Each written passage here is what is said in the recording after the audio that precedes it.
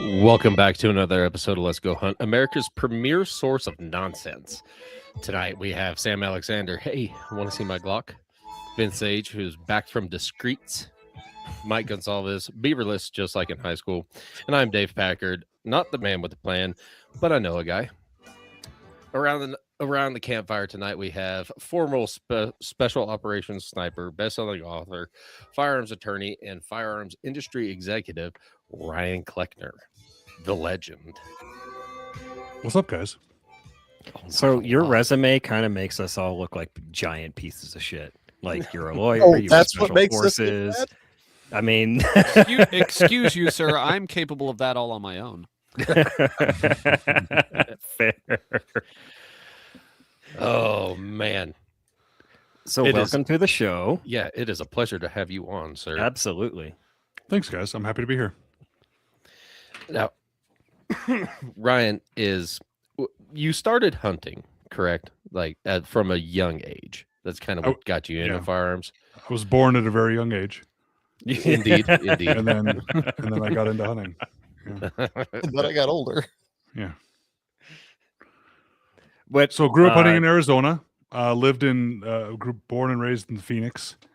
So elk hunting, northern Arizona whitetail, some maybe some mule deer hunting, javelina hunting. My first big game animal was an antelope. Oh, really? Up mid-state. Yep. Yeah, a speed goat. Yep.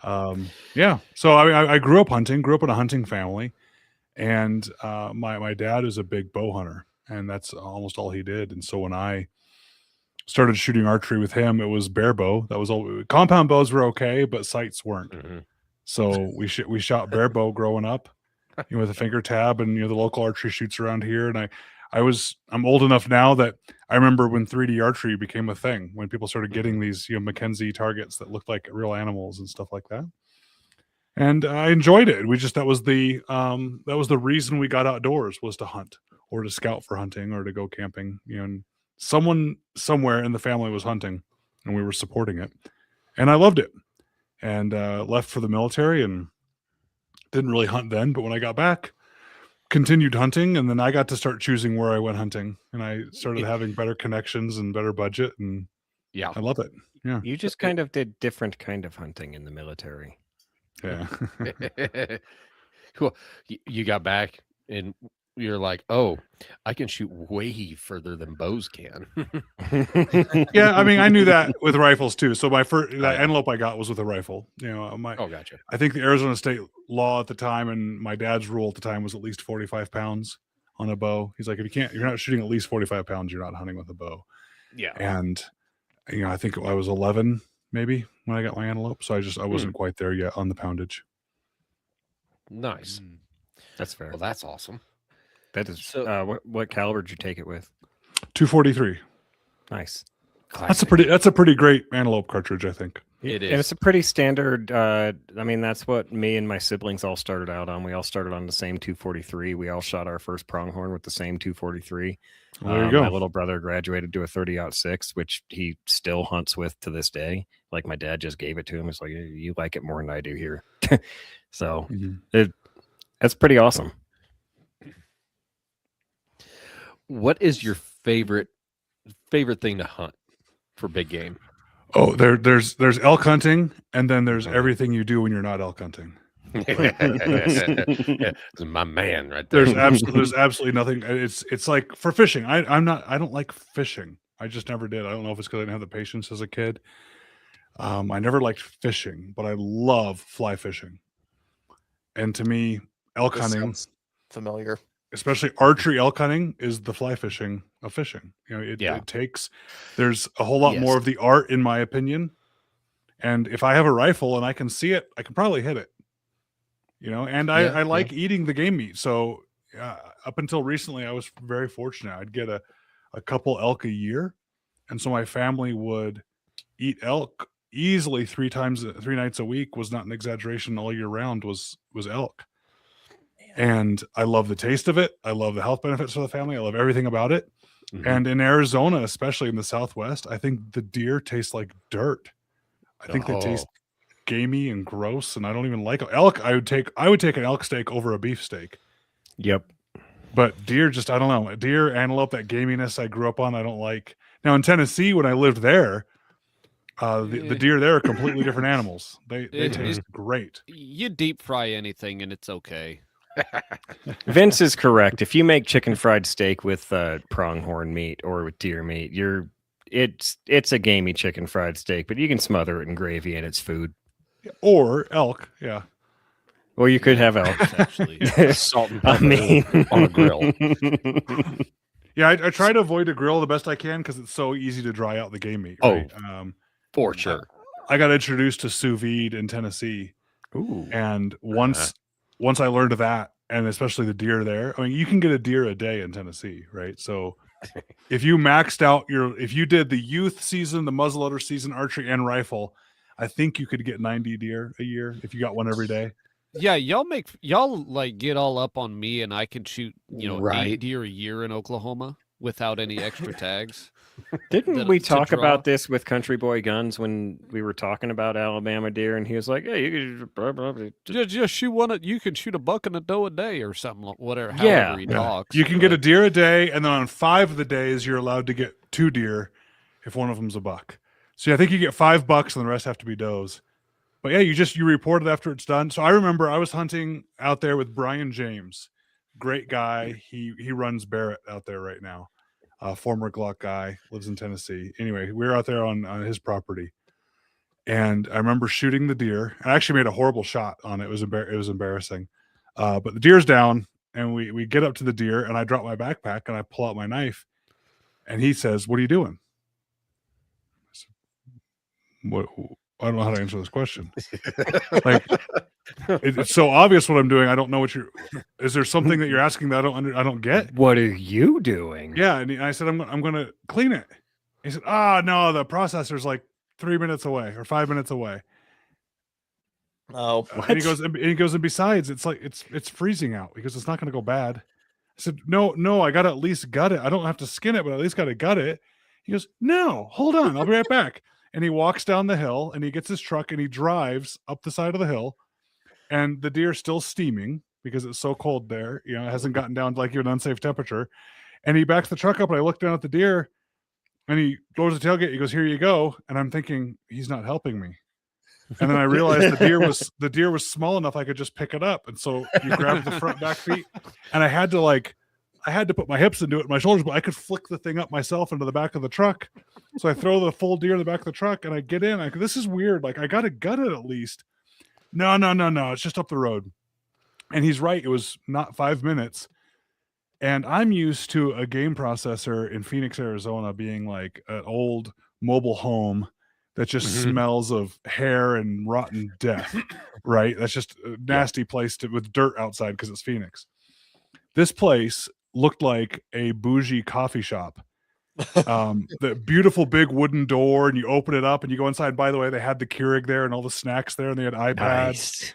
And I walk up, and you had 3 packages. It was A, B, or C. That's your 3 choices for the deer. like a And I'm car going wash. through it. Yeah, and you have to enter your hunter number because it reports the deer for you. And at the very end of the checkout process, it says, "Do you need it field dressed also? You add on the $15 for field dressing." Yes. Yeah. And they print out a ticket, and you drive around back, and they had college kids there with epoxy floors and nice sprayers. It was a full-on operation. And they grabbed the deer and said, "Oh, we're cleaning it for you too, no problem." So in Tennessee, I got spoiled real quick. You just would go shoot a deer, throw it in the truck, and drop it off. You didn't even have to dress it yourself. It was great. Holy crap! Oh. How much did it cost to process? I think it was $40, $45.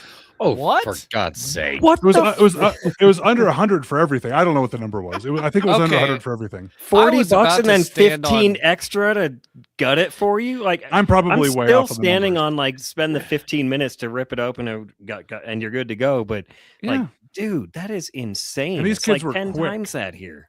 There's Dude. multiple kids back there, multiple garage bay doors open, and it was all clean and just clockwork. And so I'll go look up the prices because I feel like I'm wrong now. But I remember it being so cheap, but you didn't get much meat. No. You didn't get much meat at all out of one of those deer. But you just could, on the way to work, pop a deer, drop it off, head into work. You got Look, steaks for pick it that. up man. later. around here, it's 120 to 150 somewhere in there, which is Oh, yeah, maybe it's I'm enough off for then. me to Yeah. stand on principle. Like I'm not gonna spend that, but for like $40, $50, Yeah. I might have someone else clean my deer. And I think- if they're doing that kind of volume, I could see it being like, oh, economies of scale. We were gonna do, 100 of these a day minimum, so we can just the charge on it's not as much, right? That makes a lot of So, sense. Supply and who knows? demand. I think around here it's about 75, $80, depending on what you want for like Okay, an yeah. antelope. But like that's roast. So under steaks 100 around- bucks. Yeah, ish. And Yeah. if you want jerky, obviously that's a little bit more. But yeah, it's not too terrible. So, but I mean, something like that. Good Lord, your whole. I remember your going to whole pick it up day with a could be tiny done in ice 20 chest. minutes. Yeah, the tiny ice chest was too big. There was so little meat, but it was just great cuts. I was really impressed. Yeah. Yeah, I laughed. I'd never heard of such a thing that you don't even dress it yourself because it's a small state compared to Arizona, and there's processors everywhere. Mhm. Yes, And, they're all yeah, it competing was- for each other. Yeah, so it was like just down the road. Did- Don't worry about it. Did he pick that processor, or did he just know there was one down the road from where you guys were, and like Well, that's the one he knew, and that's the one I would Okay. use after that because they were great. So in makes Tennessee, sense? one of the reasons I moved back to Arizona is I missed public land. There's technically public land in Tennessee, but I don't count it because it's just either inaccessible or too many people or stuff like that. In Tennessee, if you don't own it, you're trespassing, Mhm. right? So there's no concept of just going out in the woods and hunting. It's, oh, my buddy has 15 acres here, and that's where we hunt. And you have it's tree stand on each end of the property, and the Mhm. creek going in the middle, and you go out and hunt. So the processor is the one next to the hunting place. Yeah. It would kind of like be like the bait shop if you went fishing Yeah. at a certain lake. Yeah, Because that's the only place to go fishing. So you hit the bait shop on the way in. It's kind of it's same the thing there. marina. Yeah. Though I could see, choosing. Yeah, I'm gonna field dress it so I can afford the jerky package. Like you gotta play the numbers a little bit here. But how long does Oh, it take? Vince you is to here. dress Oh, he and cleaned skin it himself. We're doing jerky for you. Are we ready? I can Alright. field dress a deer in like 5 minutes. It took me about 15 to do my little forky last year. You're not skinning it though. You're talking just field dress. Just Just gutting it. field Yeah, dressing. Yeah, just just gutting. like zoop zoop, like guts are out. Yeah. My buddy owns a butcher shop here, and he'll send me videos, and it's like, yeah, these guides, man, they should not be skinning stuff, and it's the whole backstrap is just pretty well cut into steaks on the deer still, and I'm like, I wonder what Jesus. hatchet they used. But no, he's almost to the point now where he'll discount stuff if you leave the hide on, just so he doesn't have to deal with the hair. He's Yeah, like, or the dirt and everything. I'll or- skin it. yeah. Mm. You just gut it and get it to me with a tag. It's fine. I think he charges an extra $20 to full on skin one, cape one even. So Though I do enjoy having my kids out there whenever I'm processing. mhm. Because I kill deer just right behind my house. There's an acre and a half back there, and they wander through, and I'll just shoot them. And, gut them, drag them up to the house, skin them, take them apart, and the kids get to help and all that. So that's It's good fun, for too. them. Mhm. Yeah. I don't. The price of processing shocks me to begin with. Not to sound elitist, it's not. It's just what I've always done, and because it's what I've always done, I can't not do it. I've always processed my own meat, and it's because I was raised that we always processed our own meat, and there was nothing else. I didn't even know there was such a thing as a processor until I was in my 40s. I was like, wait, people do that? Mhm. But it's a really, really good experience for the kids. When my father-in-law got me a vacuum sealer, he sent that to me so that I could actually seal up the deer with it. And my daughter was right there into it. She was helping vacuum seal everything. I was cutting meat off bones and slicing up steaks and stuff and handing them over to her. And she was vacuum sealing it. It was great. It was a fantastic experience for a 7-year-old. I guess she was 8 at the time, but still, getting the kids into it is fantastic. I love that. Mhm. Oh yeah, and you I- have kids who know where meat comes from. Right. Mhm. I process my own because with everything in my life, it drives me crazy paying somebody to do something that I know that I can do. That's why I'm a mechanic on all my own stuff. That's why I Yeah. work on my own house. That's why Yeah. I butcher my Then own again, stuff. if I'm on vacation, I could see Oh, for having sure. Oh, yeah, somebody absolutely. else, like, yo, yes, process my dear sir. Like If I go to Alaska to shoot a moose, I'm not going to process the fucking moose over there. I might gut it just to say I've gutted a goddamn moose. Probably going to need to because I bet there's not a Yeah, you fucking... need to. Yeah. yeah.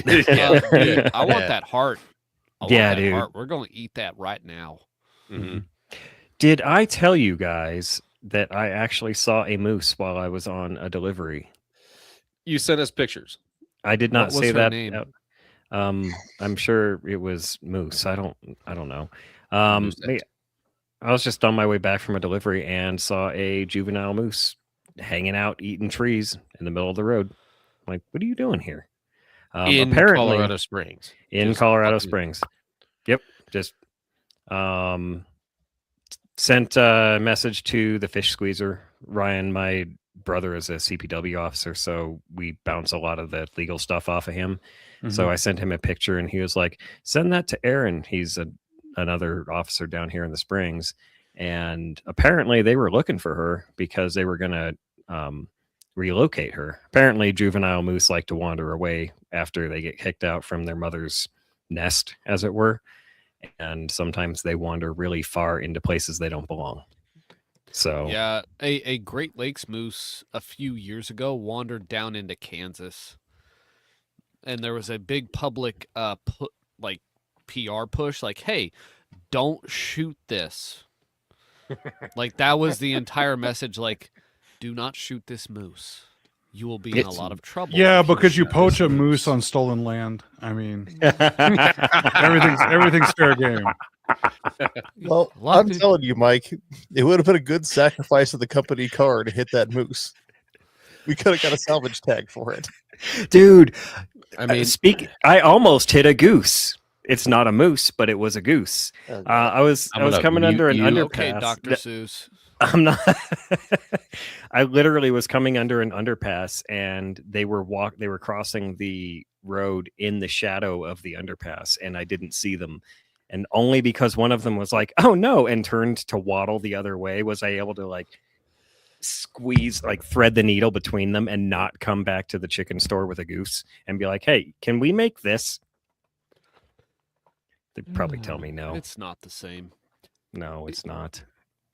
so Ryan, you're an attorney, and you might find enjoyment in this. Since Mike's brother is part of Colorado Parks and Wildlife, he has since told us, since we started this show, that it is not illegal to hunt turkeys with a bow fishing rig. Well, Oh. to be fair, nothing's illegal if you don't get caught. Indeed. That's also fair. And if you get fined, it's just legal for a price. Is that legal advice? Yeah, because if you don't get caught, then I can't be in trouble for giving you bad advice. The second you get caught, it's void. I don't know. Well, first off, that would depend on state by state, so there's no way I could possibly Oh, yeah, comment. yeah, I know. But I would imagine it wouldn't be illegal because usually they do legal methods of taking game. They talk about the projectile and the launcher. They don't say. I've never seen you can't have string tied to the back of it. Mhm. Well, That's it's a gonna really be good way to put it. I mean, what's the difference between me just putting a streamer on the end of an arrow instead of using vanes? I use a streamer to stabilize it. It's fair. Yeah, I mean, I'm already hunting it with the 243 gauge, right? Well, I So guess. Party. It's I'm fiber kidding. optically I'm guided. kidding. So, My daughter got a turkey before I did. It took me so long to get a turkey. So my daughter had her third elk by 12. Dang. Good Isn't that Lord. cool? Mike, what are you doing with your life? Moving to Well, Arizona. Well, this was at Quinlan Ranch. You guys ever heard of Quinlan Ranch in China, New Yeah, Mexico? yeah. Yep. No. So I used to get to go hunting there every year because Austin, the guy that ran the property, was a friend, and it was kind of the friends and family deal. We'd come out, and me and my daughter would come out, and you could print out a tag right there, and we just go because it was private land but no fence. So It just meant no one else was out there bothering you. And so we could go out and she'd get an elk and I'd get an elk and we'd be good to go. So there's pictures of her at 11 years old, holding the elk cart or going and cutting it up that night. And she ended up working in the skinning shed with the skinners, trying to help with the elk, cleaning up the blood with the squeegee and doing all sorts of stuff. And they tipped her out. She made enough money to go buy herself some earrings in Pagosa Springs. Skinning elk Holy at crap, 11 or that's 12, yeah. amazing.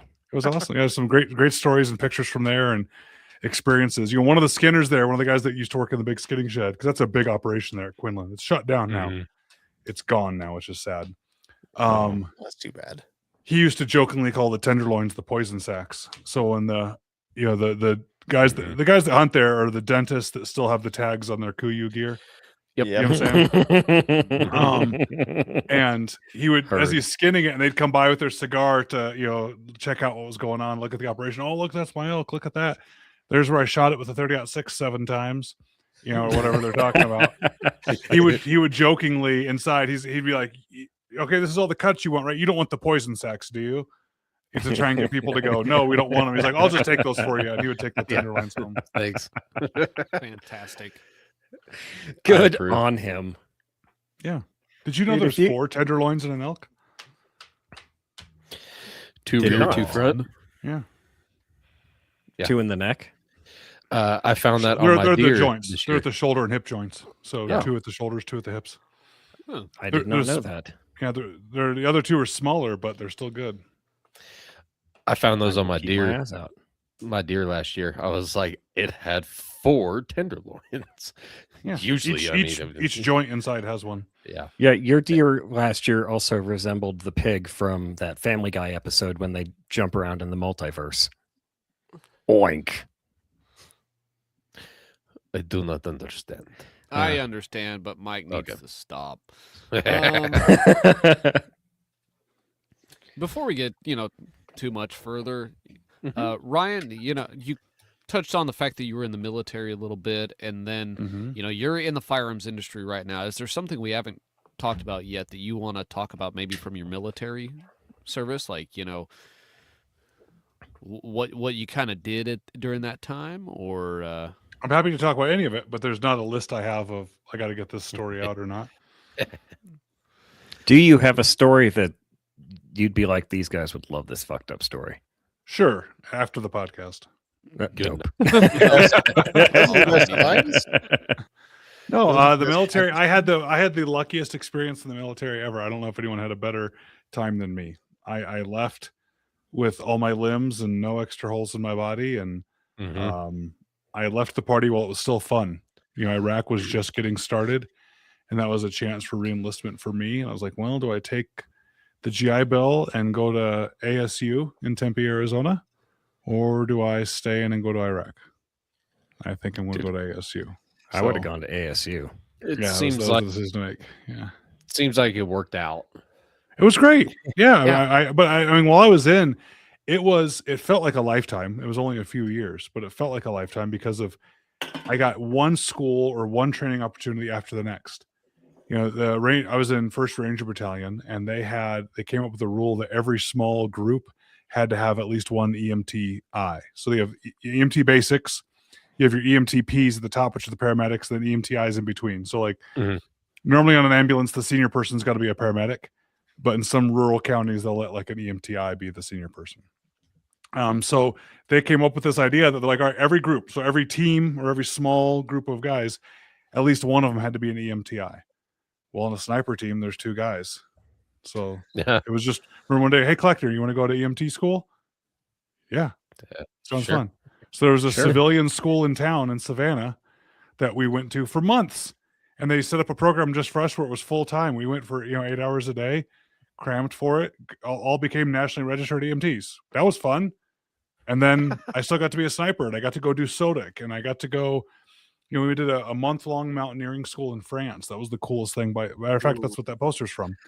That It was awesome. Where at in France? So we were in southern France in the Alps, and Barcelonette was the name of the Okay. town I was in. I've been to Um, the Pyrenees, not the Alps. And So that's the French military's mountaineering school there. okay, Is there. And so we stayed in their barracks and their instructors, and it was awesome. And, we had to in the Army you can wear one foreign award on your uniform. So all the rest of the ribbons and things are yours, but you're allowed to wear one foreign award. And most of us would have like Czechoslovakia jump wings or German jump wings or something like that. Mm-hmm. And when we graduated the school, we actually had to get Congress to approve it. And it took 6 months because they were all in French and no one had ever had it before. So it was really cool to go to like sergeant school. You know, you go to what they call PLDC, which is, you know, the school you have to go to like sergeant school. And you have like this ridiculously awesome enamel Alps with an eagle.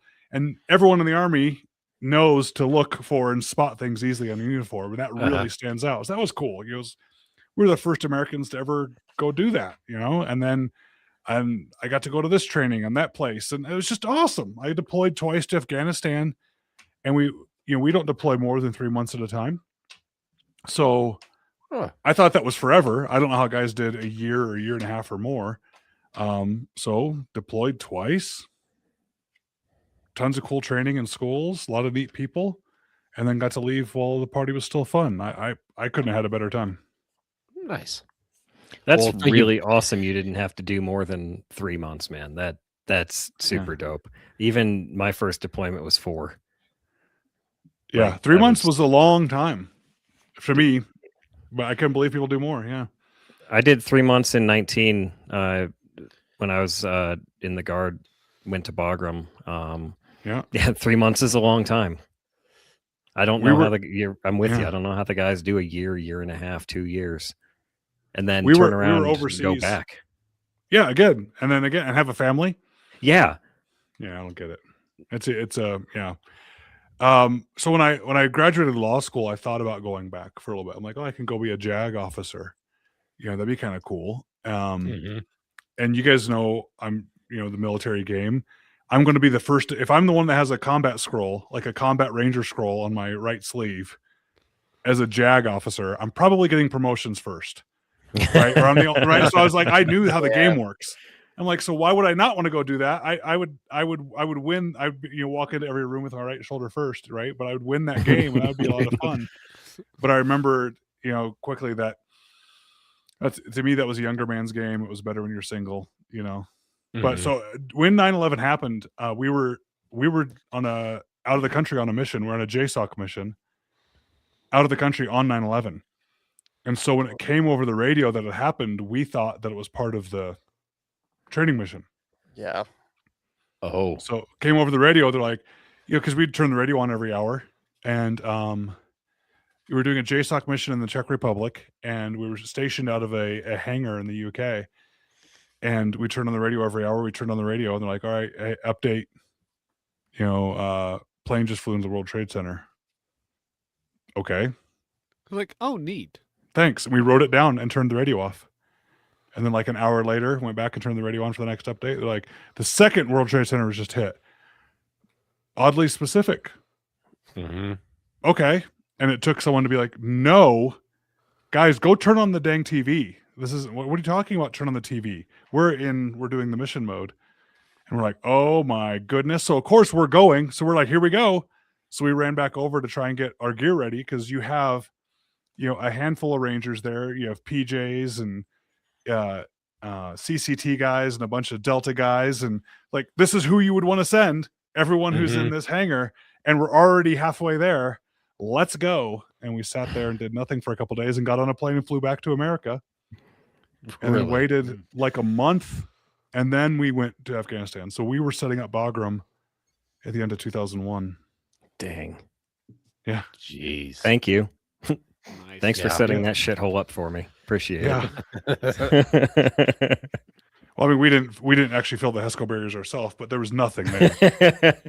I remember the second time I came back, they actually had a PX there, and they had like stuff like, whoa, this place is pretty cool now. This place is blown up. My first time was in 2008, and it was kind of built up. It seemed built up to me, but like we were still taking a bus around to the fighter side. Like, I don't remember how it's oriented. I think it's on the north side, but regardless, we still had to take a bus around to the other side. And then when I went back in 19, like on the fighter side, there was dorms, there was a chow hall, there was a gym, there was like literally an entire new camp on that side. Mm. and all of the ruins were gone. The old tank that I remember sitting out in the field in '08, that was gone. All the mud huts and everything, they'd gotten rid of those. They'd cleared it all out and rebuilt it. And I was like, holy shit, man. For you going in '01, when was the last time you got to see it? 03. '03? Dude, Mhm. just that change must have been impressive. Yeah, they had a Burger King. Yeah. They had the Burger King there in 03, and like I said, the PX. You know, I remember all of a sudden we came back and it was like a base. And like, what is going on here? You had like people having to wear PT belts type stuff in 03. Yep. You know, in Dude. 01, it was we had barely tents and we're trying to put up pesco barriers, and it was like an active war zone, which by the way, it was the most boring deployment ever for most of the time. There was almost nothing to do, believe it or not, because nobody knew what was going on at the beginning of the war. That makes So sense. no amazing, crazy war stories, no crazy chaos for a ton of the stuff. You know, this as you guys know how the military goes. It's Hurry up and wait. lots of downtime punctuated by a couple seconds of sheer terror, you know, in between things. But I remember the second time we we're back there, they had like actual garrison type people walking around and things. And I went to go to the PX, which was just a building that had, you know, a row of spam and, you know, more PT belts to buy. It was just a tiny little room. It wasn't a big PX, which is a, you know, a place to go. The commissary, I guess you could call it, right? It was something. Is that what it's called? What's the No, what's commissary is where you get groceries. It what's was the gas station BX, one? BX or Class 6. What do they call the gas station ones? Because it was like a convenience store. Some dudes at a called gas them station. Class 6s, but I don't know where Okay. that came from. Anyway, it was something small Bodega. like that. And I went to go in there, and they turned me away. And so I go to walk in, and like, oh, you have to have a weapon. Like, what are you talking about? I think I had a handgun on, and we had our own little tiny compound inside of Bagram. So we had our own special gate guard and little. It was like the Task Force 11 compound back then. That was the good old days, right? And we were the stepchildren of the Special Operations Command. You had all the really cool guys in there, and then us trying to pretend like we were cool with them. And so we'd leave our little compound, and you go over just to go get a can of Spam or something, and they're like, "Well, you need your rifle, a slung rifle or something." I'm like, I'm just getting what?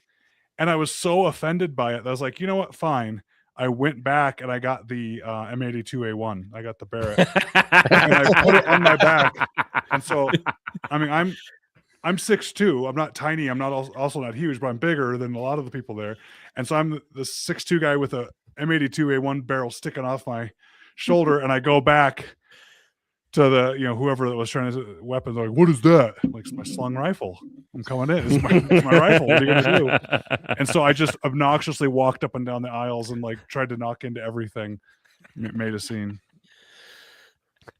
Is that the real quick to just jump that. a little off topic? Is that the same rifle that you took your shot on Top Shot with? The same 50 cal? Model. Yeah, not Okay. the same rifle. Yeah. Yeah. For those that don't know, Ryan was also the sniper expert on the History Channel show Top Shot, and pulled off one hell of a shot. And just was like, okay. The hardest was- part about that was setting it down and pretending like I meant to do it. No, but all right. Don't be surprised. Yep. Planned on that shit. I told him before I shot. I said no. They were doing a marketing video, so they have me on camera going, no, you don't want this on video, because they're trying to do marketing for all that stuff, and you don't want, in my opinion, you don't want marketing of people standing offhand with an M82. It's not realistic. It's not what people are going to be doing. And so they're like, oh, hold on. They ran to get the cameras as I'm holding it in front of me about to shoot. And I'm like, no, you don't want this on video. This is us goofing off. So unless you want that on video, and they're like, yeah, we do. So, okay, I shoot it all the time standing, but I'm not going to hit 1,000 with it. And I picked it up and got on the target, and I said, all right, tell me when you're ready. And I waited for the camera guys to say they're ready. And they're like, now, and shot it. And I watched the target go flying as it comes back in the scope, because I'm way off of it by the time I come back. Target shaking like crazy, and everyone's screaming and cussing and couldn't believe it. I'm like, well, and I set the rifle down and walked away. And I Colby Donaldson's the host. He's turned into a great friend. And I remember walking over to him and saying, did I really hit it? And he goes, "Yes, you hit it." I'm like, well, let's pretend like that was on purpose. That's awesome. Sorry, didn't mean to derail you too much there. That was an awesome story. I did that again with someone with a Uinta rifles, UINTAH. I think they make bolt action uppers for Yes. AR-15s. ARs. Yeah, they were at SHOT Show 6 years ago, and I was just kind of walking by looking at the range day, and they were, "Hey, Ryan Kleckner." I'm like, "Hey, how's it going? Let me see your rifle. Let me check this out." And I did it again there with theirs. So I posted that one. So they're like, "We got the target out there." That one was a small one though too. That was like a third or a half size IPSC. And I'm like, Oh, I'm like, wow. I'll do it for you. It's on my Instagram. I pick it up and I find it, and the rifle's so light that I find it and I put the rifle down and I laugh. I'm like, "Oh, this thing's so light. You know, it moves around a lot." I'm like, "All right, you ready?" I pick it up and hit it. It was fun. I got to stop trying that because I'm getting older and it's not going to always work out for me. Yeah, one of these days we'll catch up to you. Well, And that's somebody's great. going to be like, "Hey, Kleckner, do the thing," and you're not going to do the thing, and then you're going to be like, "Oh," I'm and then you're tired going of to it. keep trying and try harder and harder, and the harder you try, you're not going to be able to hit it, and then you're going Yeah. to go on tilt and just throw the rifle down and walk away, Yep. and that's going to be on camera, so that'd be fun. Well, people have asked me to do it. So that when we were there, Barrett was that's actually where I met Brian James, the guy I was telling you guys about. I met him that day when I did that shot because he was from Barrett and he brought the rifles down. Nice.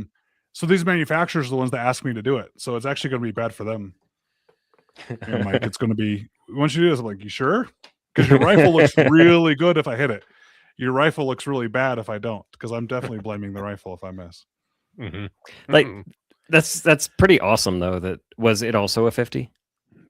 No, it was, I don't know what it was. Probably 6.5 Creedmoor ish. Oh dang, I'm guessing. that's kind of even better. Might have been 6.8 arc or something. I don't know. It was small. Nice. The master of the offhand 1,000-yard rifle shot. Well, if you guys want to get into like shooting technique and things here, or what do you guys want to talk about? Sure. Yes. You know where I was Absolutely. going with your experience with the military, and then into what you're doing now, was going to get into the long range stuff. So Okay. let's go. One of the things that thinking where to start. There's a few things I subscribe to when it comes to shooting. And when I came out with my first book, it's been 10 years now.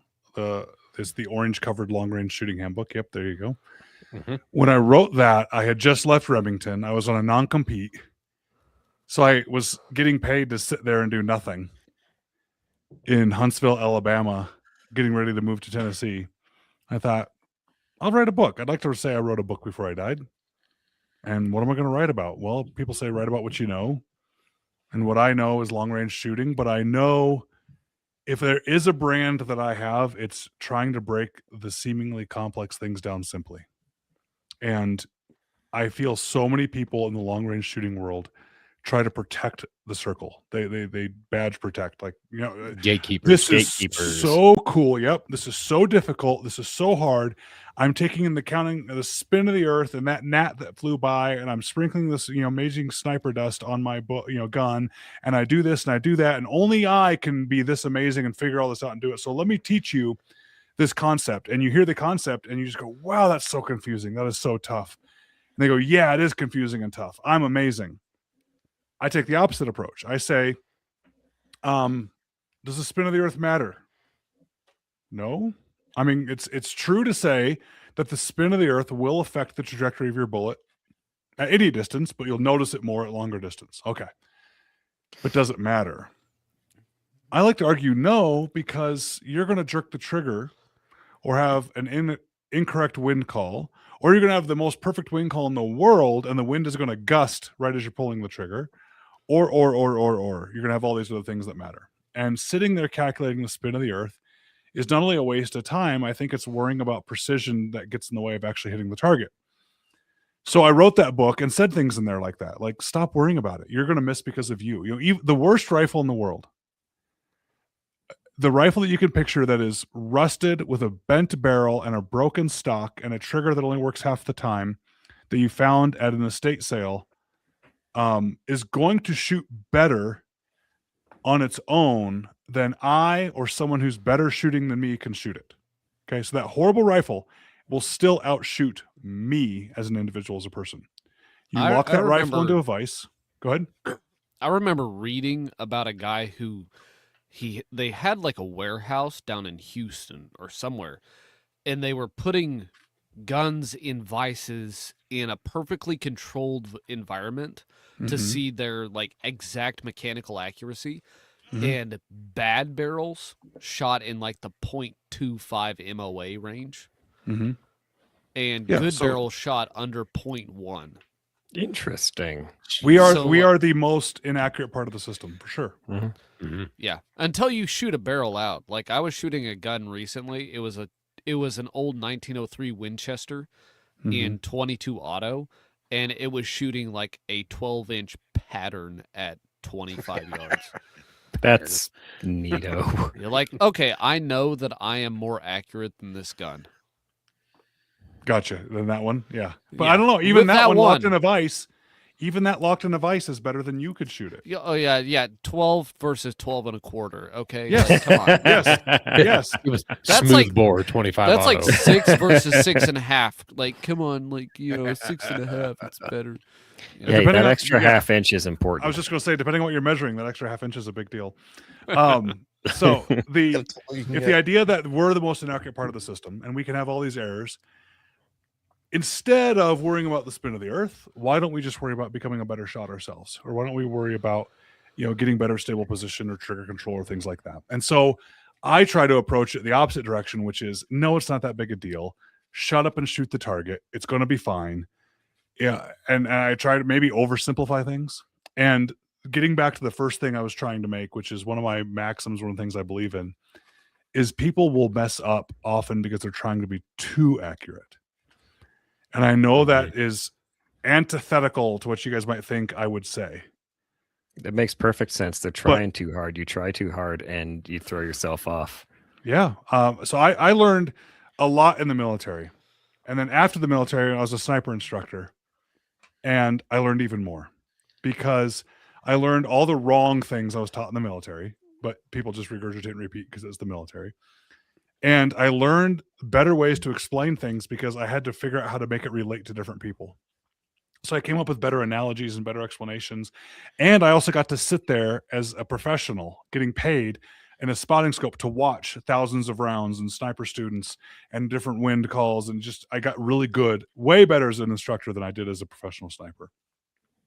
And one of the drills we would do every class, we called the LAPD drill because it was after the North Hollywood shootout where those bank robbers were in full body armor and none of the cops could hit them in the face. And so we said, what we're going to do is we're going to have a, 8-inch circle, steel circle at 100. We actually used face paper targets at the time, but you could use the gong as well. And this was really great when we'd have egos in the class. So you'd have guys that would come in there and want to have a pissing contest with you about who is a better sniper. And I would usually just say, you know what? You're better. You're better. At the time, Tiger Woods was the best golfer in the world. And I would say that. I'd say, who's the best golfer in the world? They go, Tiger Woods. I go, excellent. He admits that he trains with the coach every single day. Mhm. If he's the best in the world, then his coach cannot be better than him. But yet he's still able to learn from this person every single day.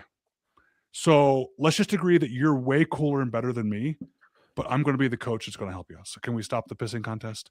And that would usually work.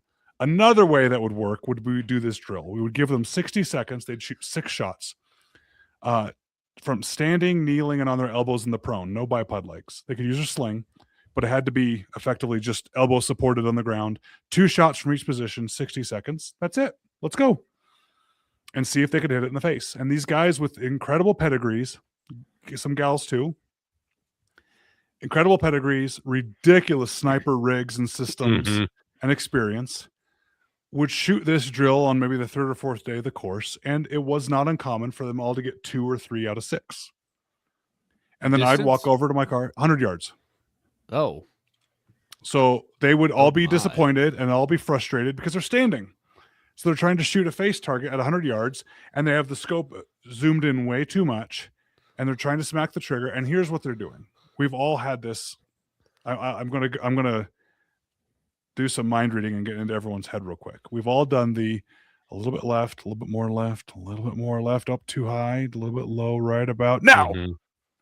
And they would do that, and they would jerk the trigger, and the round would end up off the face.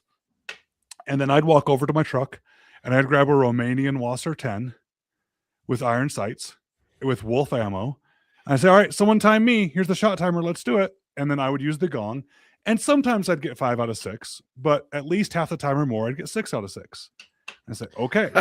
Besides this being a chance for me to try and show off and make you think I'm really, really cool, how come I, with a Romanian Wasser 10 and iron sights and wolf ammo, just beat you all on this drill when you guys have these rigs and all this stuff? And I said, the reason is you're trying to be too precise. And I'd walk down to the targets 100 yards with them, and I would show them. I would put my finger on the tip of the nose, and I would do that monologue. I'd say, you guys are thinking a little bit left, a little bit right about now. And you're jerking it and making it completely end up off target. Where I told you guys, anywhere on the face is a hit. So anywhere on this gong counts as a hit. You hit the edge, that counts as 1. Hitting the center isn't any better. So what I do with the iron sights is I put them on the gong, and as they're moving somewhere within the gong, I'm applying proper steady pressure to the trigger and letting the gun go off. And I don't know how many people are watching this to see the videos, but I'll hold up some index cards. The dead center and trying to be so perfect and then jerking it off versus allowing it to move. Pressure, pressure, pressure, pressure. Bing. If it went off at the edge and it hit, that's called a hit. And so I've taken that and moved that so much further into other types of shooting, which is not saying be less accurate or less precise. Instead, what I'm saying is you get to define your target. If your target is the kill zone of an elk, then your target's the kill zone of an elk. And anywhere in that kill zone, we should be happy with. Right. If your and target that's is the all whole just- 8-inch circle or not. Yeah. That's all just acceptable reticle movement. You know? Mhm. It is, but If- it's also how much time do I have to make the shot? Yeah. Right? So, there's that quote that Very says, fair. if you wait for the perfect shot, you're going to die with a full magazine. Mhm. Right? So if I have to hit the bad guy, and I've just got to hit him in such a way that makes him change his mind about coming at us, I'd say anywhere in the face accomplishes that goal. Yeah, Okay. probably. That's fair. Mhm. I'm going to have a different level, a standard of stability, of adjustment of my dope, of breathing, of body position, of everything. If I just need to hit something in the face at 100 yards, pick your rifle, bang, hit, done. So Though it's I not think it just was- the reticle wobble, it's also how much time am I taking? Am I really going to pull out the Kestrel and calculate things, or am I just going to hold left edge of the target?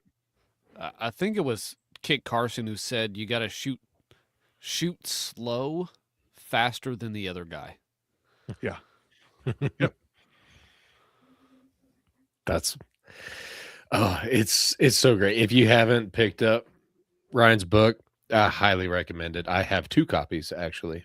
And Do you have the new one? I do not have the new one yet. But Took me I 10 will, years, but it's finally out. I am going to purchase it within like the next week. Since I have 2 copies, and I think I like Ryan's your face shot challenge. I think the first guy that can send me a video of doing your challenge will get my other copy. It's That's like cool. have it. Challenge accepted. I think The I have Pleasure some of that Challenge. on Instagram also. I was teaching a course a few years ago, and I believe an instructor should always demonstrate what they're asking them to do. And so we did it because this was a hunting group. So I had them lean off a post for 2 shots, rest on the corner of a picnic table for 2 shots, but they still couldn't use bipod legs. They still had to rest on things. Yeah. And I run that one on an 8-inch gong, shooting a rifle. And it's a great test. It's really fun. But anyway, the point is, yes, Vince, it is about how much reticle wobble, but it's also about how much do we care about.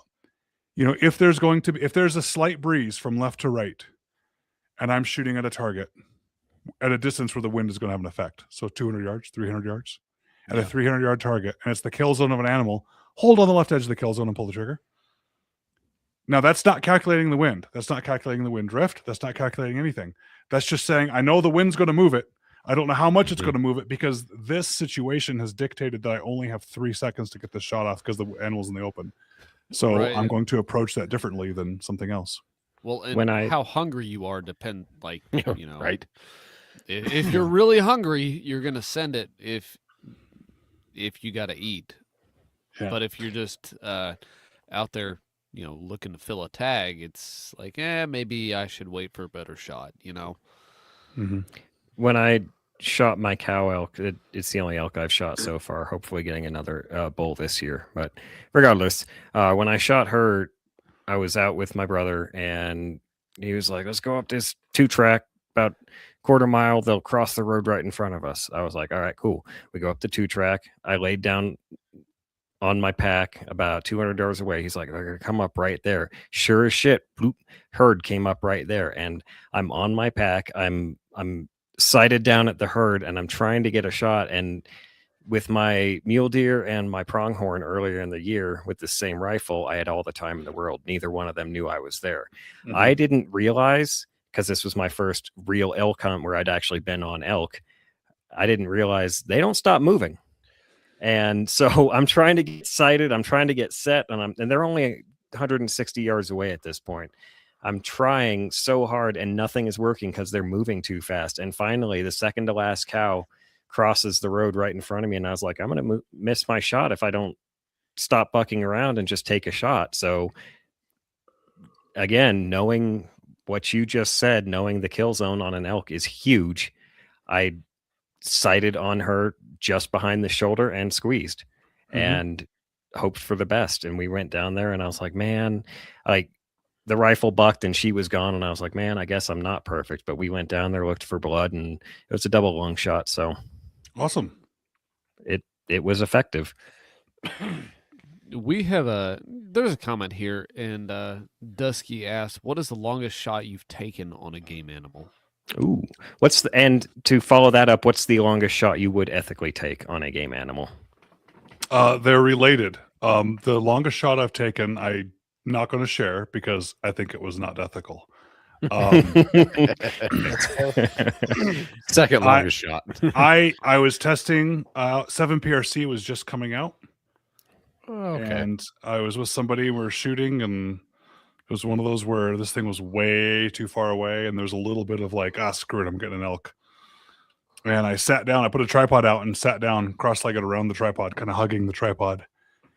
And it was at Quinlan, so there's a guide out there with us that's become a friend, hanging out, and he's like, you're really going to do that? I'm like, yeah, watch this. And I hit it, and it stumbled, walked.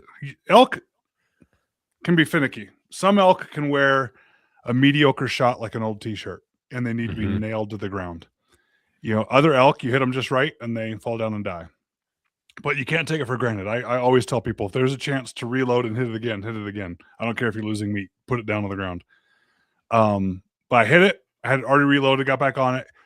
He stumbled 5-7 feet, shot him again, and he folded his arms up and went down right there. I got lucky. After it was over, I thought, man, that was stupid. What was I trying to prove? Do you guys know Ian Harrison from Recoil? He's the editor of Recoil magazine. Great dude. Anyway, I met him on Top Shot. I texted him right away I'm like, would you believe this? And gave him a screenshot of the dope we calculated. He's like, that's awesome. And I immediately said, yeah, we're taking this one to the grave. So that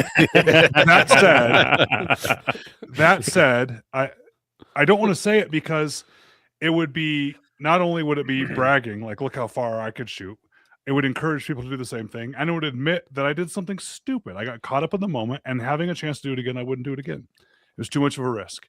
So that's fair. What is long range hunting? And who am I to say how far someone else should be shooting their animal? It's their hunt, not mine. I draw the line between hunting and target shooting with, if my biggest risk is spooking the animal, I'm hunting. If my biggest risk is missing, I'm target shooting. That's kind of what I look at it. And so, if I'm shooting far enough away that I might miss the whole animal, it's probably a little far. Or if I'm shooting far enough away that even if everything's perfect, the time of flight is seconds, that animal could walk by the time the bullet gets to him. So I want to make sure there's enough energy. I want to make sure it's a good shot. But at the same time, I hunt elk with a baby caliber. I hunt elk because with my daughter out there, and because of Africa, I learned that I'm ready for you guys to pick on me about it. 6.5 Creedmoor. I've killed more animals with 6.5 Creedmoor now than anything else. I got one right there. There's a lot of guys in the hunting world that are after 6.5 Creedmoor, and there's really nothing wrong with it. I've killed 5 elk with it. Yeah, None of them run away. Deer They've with all been one shot. 5.56. Yeah, 5.56 is perfect for deer size, human size animal. Yeah. It's fine. Yeah. It is enough, and you shoot them in the right place, and they die rather quickly. If You you can know- use 308 on elk, then you can use 6.5 just fine. Yeah, I mean, so green tip 5.56 in the heart of an elk will kill it better than a 50 BMG at the tip of its antler, right? So shot placement matters. Fair. That's You know, true.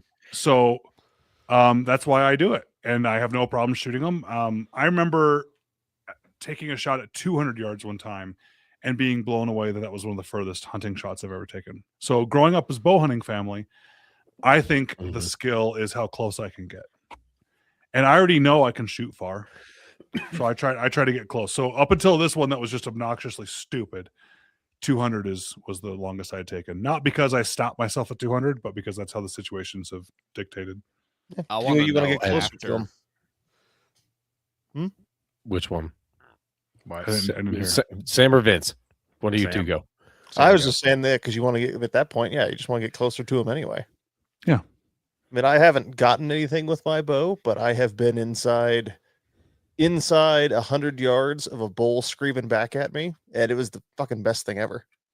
Couldn't get him to cross the drainage to me, but I've I been ran it- within 5 feet of a deer, and I want to use a spear now.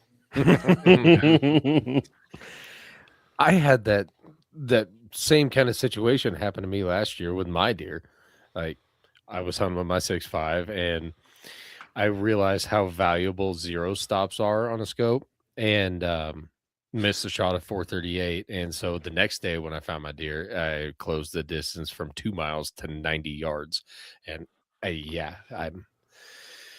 it was getting close enough where I could still see his antlers when he was bedded, but I didn't want to close the distance anymore in case a doe stood up and busted everything. So yeah, made noise. He stood up, took the shot, one shot, and down.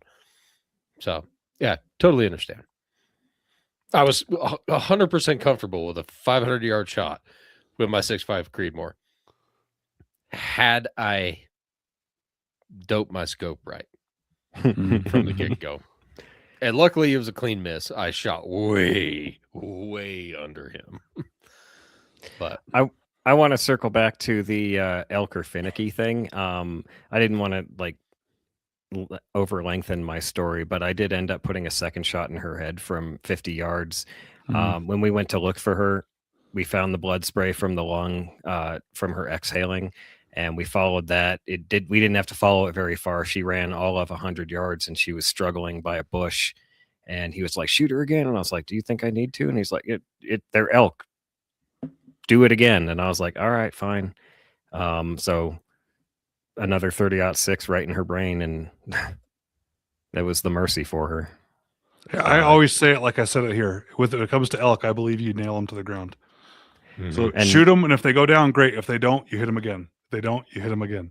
And if you The do problem- lose 10% of the meat, great. At least you got 90%. The only problem with that, and I will caution people on this, is make sure you're shooting the same goddamn animal. Oh yeah, yeah, good point. Jesus. There are cases and where animals like elk hunters, it happens all the time. Elk hunters will say, "Oh, she didn't go down," so they'll take another shot and go, "Oh, she didn't go down," and take another shot, and next thing you know, you have 3 cows collapsing, and you're like, "Oh no!" So make sure of your target. Did you guys see Yeah. the video of Everybody's gonna have to get really cool really quick. did you guys see the reel of that guy that was in Africa hunting Cape buffalo and he shot a Cape buffalo and they're like, put another one in him, and he shot the other one, and then all of a sudden they both fall. And he's like, "Oh, that's a quick 20 grand right there." Like, guys, this was Eek. expensive. So, Ryan, you mentioned Africa, and I have been dying to hear this. about your Africa hunting stories. First off, I want to see, or I want to hear how it was from like leaving the States to getting to Africa to hunt an animal. Like, did you pack a gun? Uh, did you have to hire like a guide service, or was there a price on tags? Everything like that. Okay. First, I'm going to start with I don't think it was necessarily worth it. It was fun. It was an amazing trip, but I've hunted in the Czech Republic, and so Africa, you're looking at plane tickets, you're looking at importing things, you're looking at expediters at the airport, and then transportation to whatever lodge, and then guide services, and then the animals are just essentially walking around with price tags hanging from their ears. Like, what do you want? And then in order to get anything taxidermied, or you can't bring any meat back. So to get any taxidermy, and then having to have that wait through customs, and 8 months later you finally get that back on the cost, and it's not unreasonable on a cheap trip to be spending 15 grand, 20 grand, cheap trip, like not getting a Cape Buffalo. Well, what's a round trip ticket to Africa cost?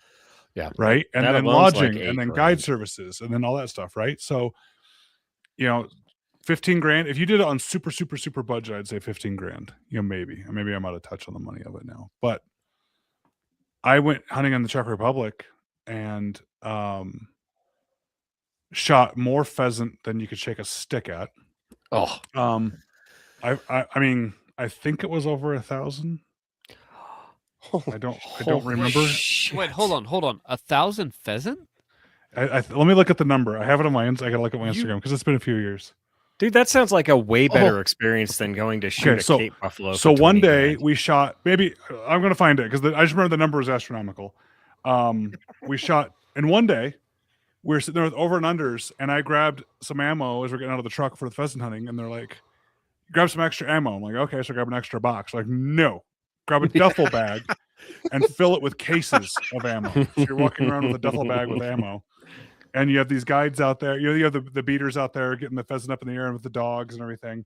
And I think there was 4 of us, maybe there was 5 of us Americans out there together to do it. And you were shooting, bam, bam, flipping the barrel down, throwing new rounds in, and it's getting hot. The barrels are getting so hot it's hard to touch with your over and under all day, just killing pheasant. And then the next day, You we went to murdered a- pheasant. the next day we go deer-ish hunting. We did a driven boar hunt, where they do the Oh, running boy. boar. Oh, yeah. And so you're, boar are running, and you have like red dots on bolt action rifles running boar. And then there's a deer hunt where if it was brown, it's down. They have like, we have 6 different species of deer in here. And they actually had people that would go out there and walk through the woods and scare the deer towards you. Like, it's such a bougie hunt. I forget what else we did for a hunt. And with plane tickets and the food and the lodging and the everything, I think the entire trip was $2,000. Oh, Two? my. oh Wait, man. hold on. 4,000? I don't know, Wait a minute. Hold- yeah. You broke Vince. So I would go hunting in the Czech Republic tomorrow. That is my favorite place I've ever been hunting in the world. It is the best hunting, the coolest people, the coolest environment. It was maybe I'm way off on the price. So you guys know I'm way off on the price. That's how. Yeah, That's how But it's bougie not lawyer I Africa am right now. pricing. Well, I mean, Like, you if can go my to the Czech wife is Republic listening- right now for $1,200 on a round trip ticket. I bet $1,400. And I think the hunt. I asked them one time. We're sitting there eating, and they're making all this food for you, and it's just all this catered perfection. I'm like, I was brought as a guest. That's why I don't know the price. So I was brought as a guest, and I remember adding it up. I saw the plane ticket though, because I had to buy it before it got reimbursed, whatever. And Yeah. I'm like, hey, I know this is like rude for me to ask, but we all just shot as many deer as we possibly could, and we're having these amazing meals. What is this, the guys I was with Africa with? I was there in Czech Republic. I'm like, what is this like compared to Africa? And I think he leaned over. He's like, dude, this entire hunt, the entire day for everything, for meals and everything was $600. It is the best hunting. man. So you're going So- $1,200 plane ticket, $600 for that whole day, and then like lodging. Yeah. Dude, Or go to If Africa. My wife is Yeah. listening, please. Okay, so I found one of the pictures, but I got to find more. Okay, so I'm not answering the question that you asked. I'm on okay, 1,044. So can you see a picture here? Oh, So I don't know if you can see. I'll So pull it every up. bird that you see on the ground is actually two tied together. So every bird is two heads tied together, and it goes on as far as you can see. They're still laying them out. So we shot 1,044 pheasant that day. God damn. Right? That was awesome. It was a great trip. And the I- weather's better than Africa too. Yeah, Yeah. here you go. So we're Definitely. like taking a lunch. We're loading up the tractors with the pheasant hanging in the tractor. See that on the ground? How'd I you mean, like there's- to be there's- the poor there's some bitch that's staffers like, out hey, there, we got and I'm trying to get the 1,000 light of off them it. for you to clean. There's like the staffers are out there picking up all of our pheasant and getting them stacked. Yeah, it was awesome. And here's a good friend of mine with a golden pheasant. Did they feed you That's any one of it? Fisher. Yeah, Oh, and you were eating great meals there. Well, yeah. I mean, like in Africa, you go and you eat great meals. Yeah, but I took a picture of my favorite. It's not bird dog necessarily that was the out animals there. you killed. You know what I mean? Little tiny dog. Yep. Yeah, How big exactly was that right. dog? You're exactly. I don't know, it was a little dachshund. That's But yeah, awesome. so then we go to the deer hunt. And this is we're walking up to the hunting lodge, and you can see the hunting lodge there. This building is older than our country. Right? The walls on that building are older than our entire country was. Or is. Anyway, so we go out there, we shoot, and here's a good story. So I'm in the stand with this guide. I'm trying to get the glare off the camera, if I can help it. I'm trying to Here's get the the, glare off that. So I was trying to take too perfect of a shot, and I ended up not. So there you go. Up Oh. at the cursor. Up, left. The other left. there. Right? There you go. That one. All right, so that's the guide. He doesn't speak any English. I don't speak any Czech. And we get out there, and we're getting ready for the animals to come running by. He's like, "Oh, here they come, here they come!" And as they're running between all those trees, I'm swinging at the rifle, and I'm going, "No, hold on," because this might sound bad. I don't care, but I'm not famous. But in the shooting world, I have enough of a name of being able to shoot that in the shooting world, if I miss, people are going to notice. And so I was so afraid to pull the trigger because I didn't want to miss that I didn't even pull the trigger. And they all go running by and nothing happens. I'm like, oh, they're gone. You have I to waited want for them the to perfect die shot. better. Yeah. Like, Well, I was also wanting to make like this awesome shot. So if you go to the top right there, there's a deer on my back, on my shoulders there. Right there. Yeah. So, but I'm like, all right, I'm not gonna let this happen again. And this guy, you can tell he's pissed. He doesn't know who I am. He's like, I got sent out here with the dud. He's not gonna shoot anything. And we're back and forth trying to, hand signal things out. He's like, shoot.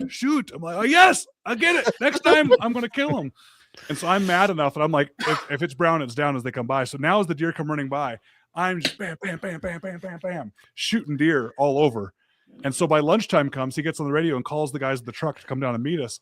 And they're loading the back of the truck up. And the truck is getting loaded with all the deer I shot.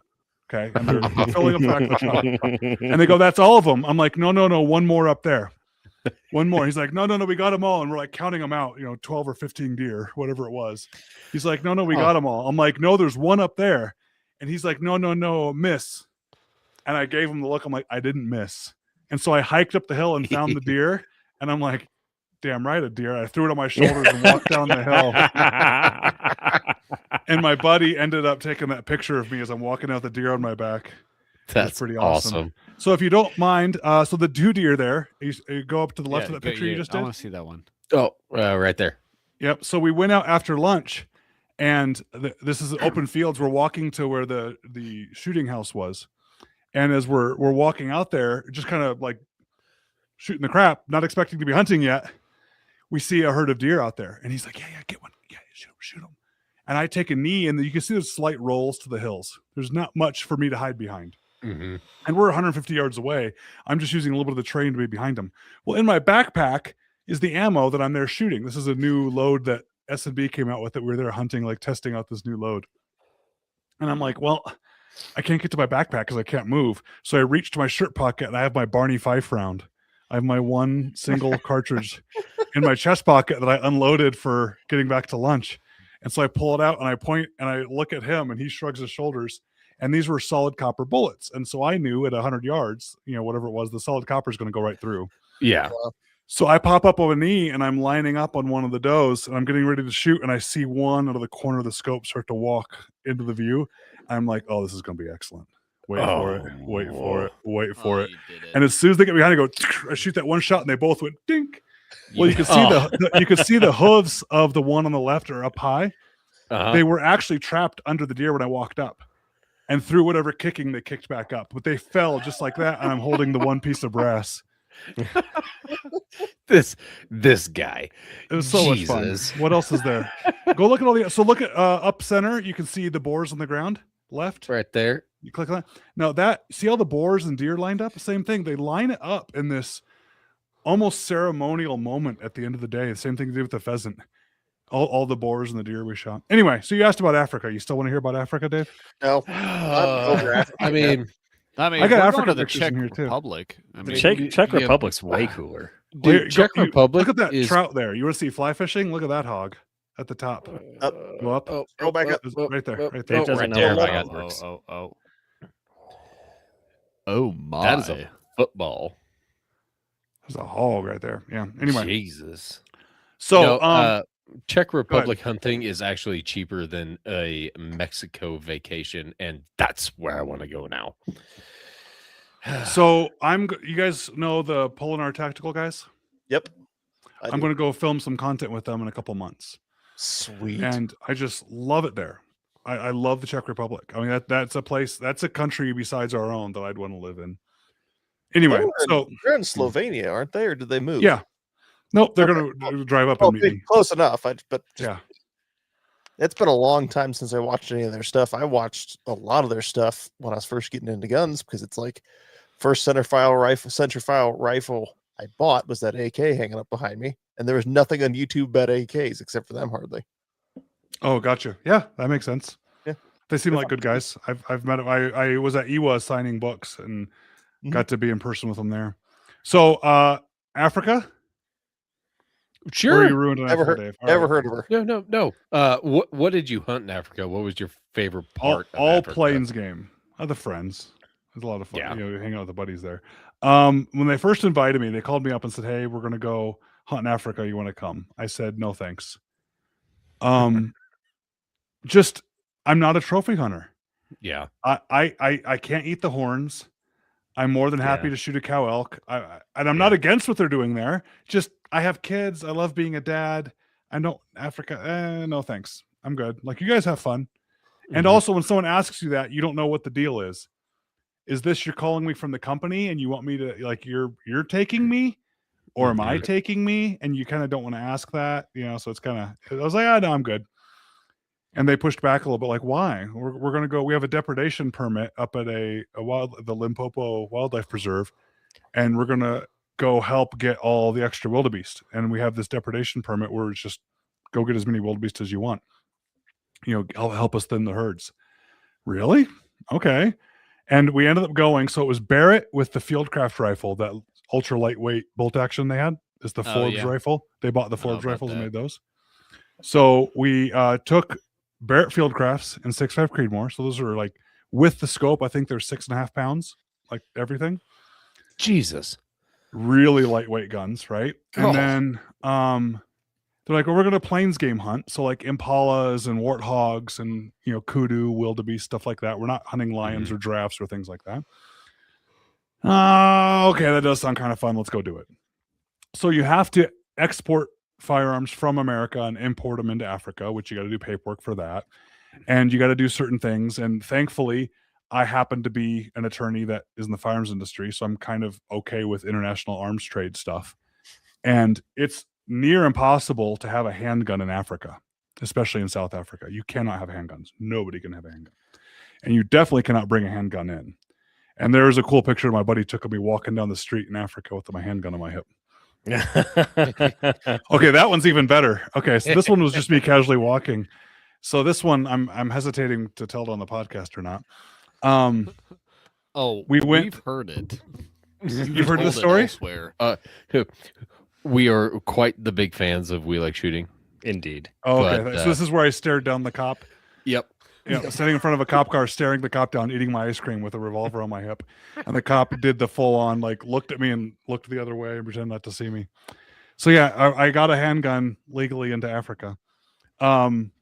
So yeah, we went with a guide service there. I'm really sad I can't remember their name because I'd love to help promote them for it. Jimmy, dang it. If I think about it, let you guys know. Wonderful trip, wonderful people. Shooting, like I said, the little 6.5 Creedmoor, shooting Impala, shot wildebeest, warthog, stuff like that. There's me with my wildebeest. That's a rug still in my house, that wildebeest. I got her right here. Yeah. So that was really cool. I got this weird thing for hunting where I like to say 80s action one-liner when I go up to an animal. Maconia Safaris. There you go. It's Maconia Safaris. Yeah. Yeah. Thank you. So I don't know why. It's this weird thing I do, but like for the wildebeest, you walk up and say, "Why such the long face?" Or the warthog, one of the buddies was when he's like, "Oh, nice shot on the warthog." And I said, "Yeah, don't worry. His friends aren't going to miss him. They said he was a boar." So I love thinking of these to shoot. Yeah, so Africa was an amazing trip, but Johannesburg is not a safe city. I imagine not. I was probably safer in parts of Afghanistan. South Africa isn't exactly a safe nation. No, not for white people.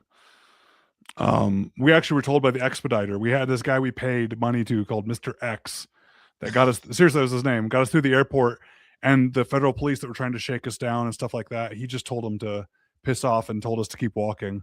It was amazing how things are run over there. He actually said, we got in the rental car, he said, "All right, you need to go to," it was essentially a safe house we drove to the first night, like 9-foot concrete walls with barbed wire, guards, everything, which is what everyone goes and does. And he said, "Hey, on your way there, no stoplights, no stop signs. You're too white to stop. Just go." I'm like, okay, Oh, we'll see how it goes. Yeah. Damn. Yeah. Hmm. But it was a great trip. I enjoyed it. Because the people I was there with, they were just So, the greatest like, guys, Detroit? greatest stories. Yeah. I mean, so it was right hand drive. So we had the Brit among us was driving the van, and I was literally riding shotgun through these towns. Nothing happened, but I didn't feel entirely safe. But it could have. It could have. So, I mean, the guys, the stories, the time was amazing. The hunting of the animals was great, but it was a little canned, Mhm. and that's how it all goes there. I could see that. These things weren't tied to a leash, but we definitely drove up to an area where you're unlocking the gate, and we're like, okay, now we're going into the area where the wildebeest are. Close the gate behind us. Don't let the wildebeest out. that kind of thing. Or it was fun. I don't want to talk it down. The Maconia Safaris, if I went again, I'd go with them in a heartbeat. They were just really cool dudes. Everything was safe and great, and the food was amazing. But having done it, it's really easy for me to now say I wouldn't do it again. But if you haven't done it, maybe you should go do it. I'm with you. I only started hunting because I like shooting and I like eating, and hunting combines those two things. I don't Mike understand. I mean, I do understand the need for trophy hunting. I know I understand why a lot of guys do it. I just don't have that urge. And if you want to, go get the biggest trophy you absolutely can, Dave. Because Jesus, 90 yards. I didn't hold out. I know you I didn't. just found a big one, I know. and I got double the meat. I just can't understand spending all that money. Try to get the lights off of it. So that is me right there. So yeah, I'm 6'2", 220. That's an eland. Yep. And there's Brian James. There's the guy that keeps coming up on my stories. That's his eland. So we, to skin that, had to cut a line around the middle and skin the bottom half, and then lower it and skin the upper half. Holy I mean, shit, dude. That again, that's me there. It's the astronomical size of the animals there. How thick is that hide?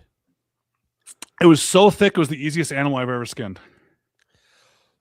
Oh, Does that make sense? Yeah. Like there's I just get it. no Yeah. chance of cutting through it. Let me find one of the ones where we did the cut halfway. There you go. You can kind of see the cut halfway. The skin is on the top half. And there I am skinning it down, and it's just perfect skin. Like there's no fat on it. It's just coming right off. It was the easiest thing to skin ever. And they thought Like I that's was got to be weird. the coolest. I was in the middle of all of them. I was doing a necropsy on all the animals because I wanted to see how the bullet performed. I always do that. That's my And- favorite thing, seeing how they died, seeing what Yeah. actually caused what damage. Oh, look what happened. Oh, that's interesting. Well, so that's why. So let's talk 6.5 Creedmoor. I went over there thinking, what am I doing going to Africa with a 6.5 Creedmoor? Like, I don't think 300 PRC was out at the time, but I'd rather have a 300 PRC or something like that, right? What am I doing? Well, oh well, this is part of the trip. I guess I'll do it. And then the ammo we were bringing was soft point, 140 grain, like old fashioned bullet design 6.5 Creedmoor. And I will admit that, so I was going with a rifle manufacturer, an optics manufacturer, and an ammo manufacturer were taking me. So guess what rifle scope and ammo I was shooting, right? Uh-huh. And so I'm like, oh, I don't know about this. So I took a bunch of what most people would consider premium 6.5 Creedmoor hunting ammo in my bag. And I had a box of the soft point stuff. And I was going to, my plan was to go, oops, I ran out. I'm going to have to use this stuff instead. Oh, And you the were cheating opposite on your happened. diet.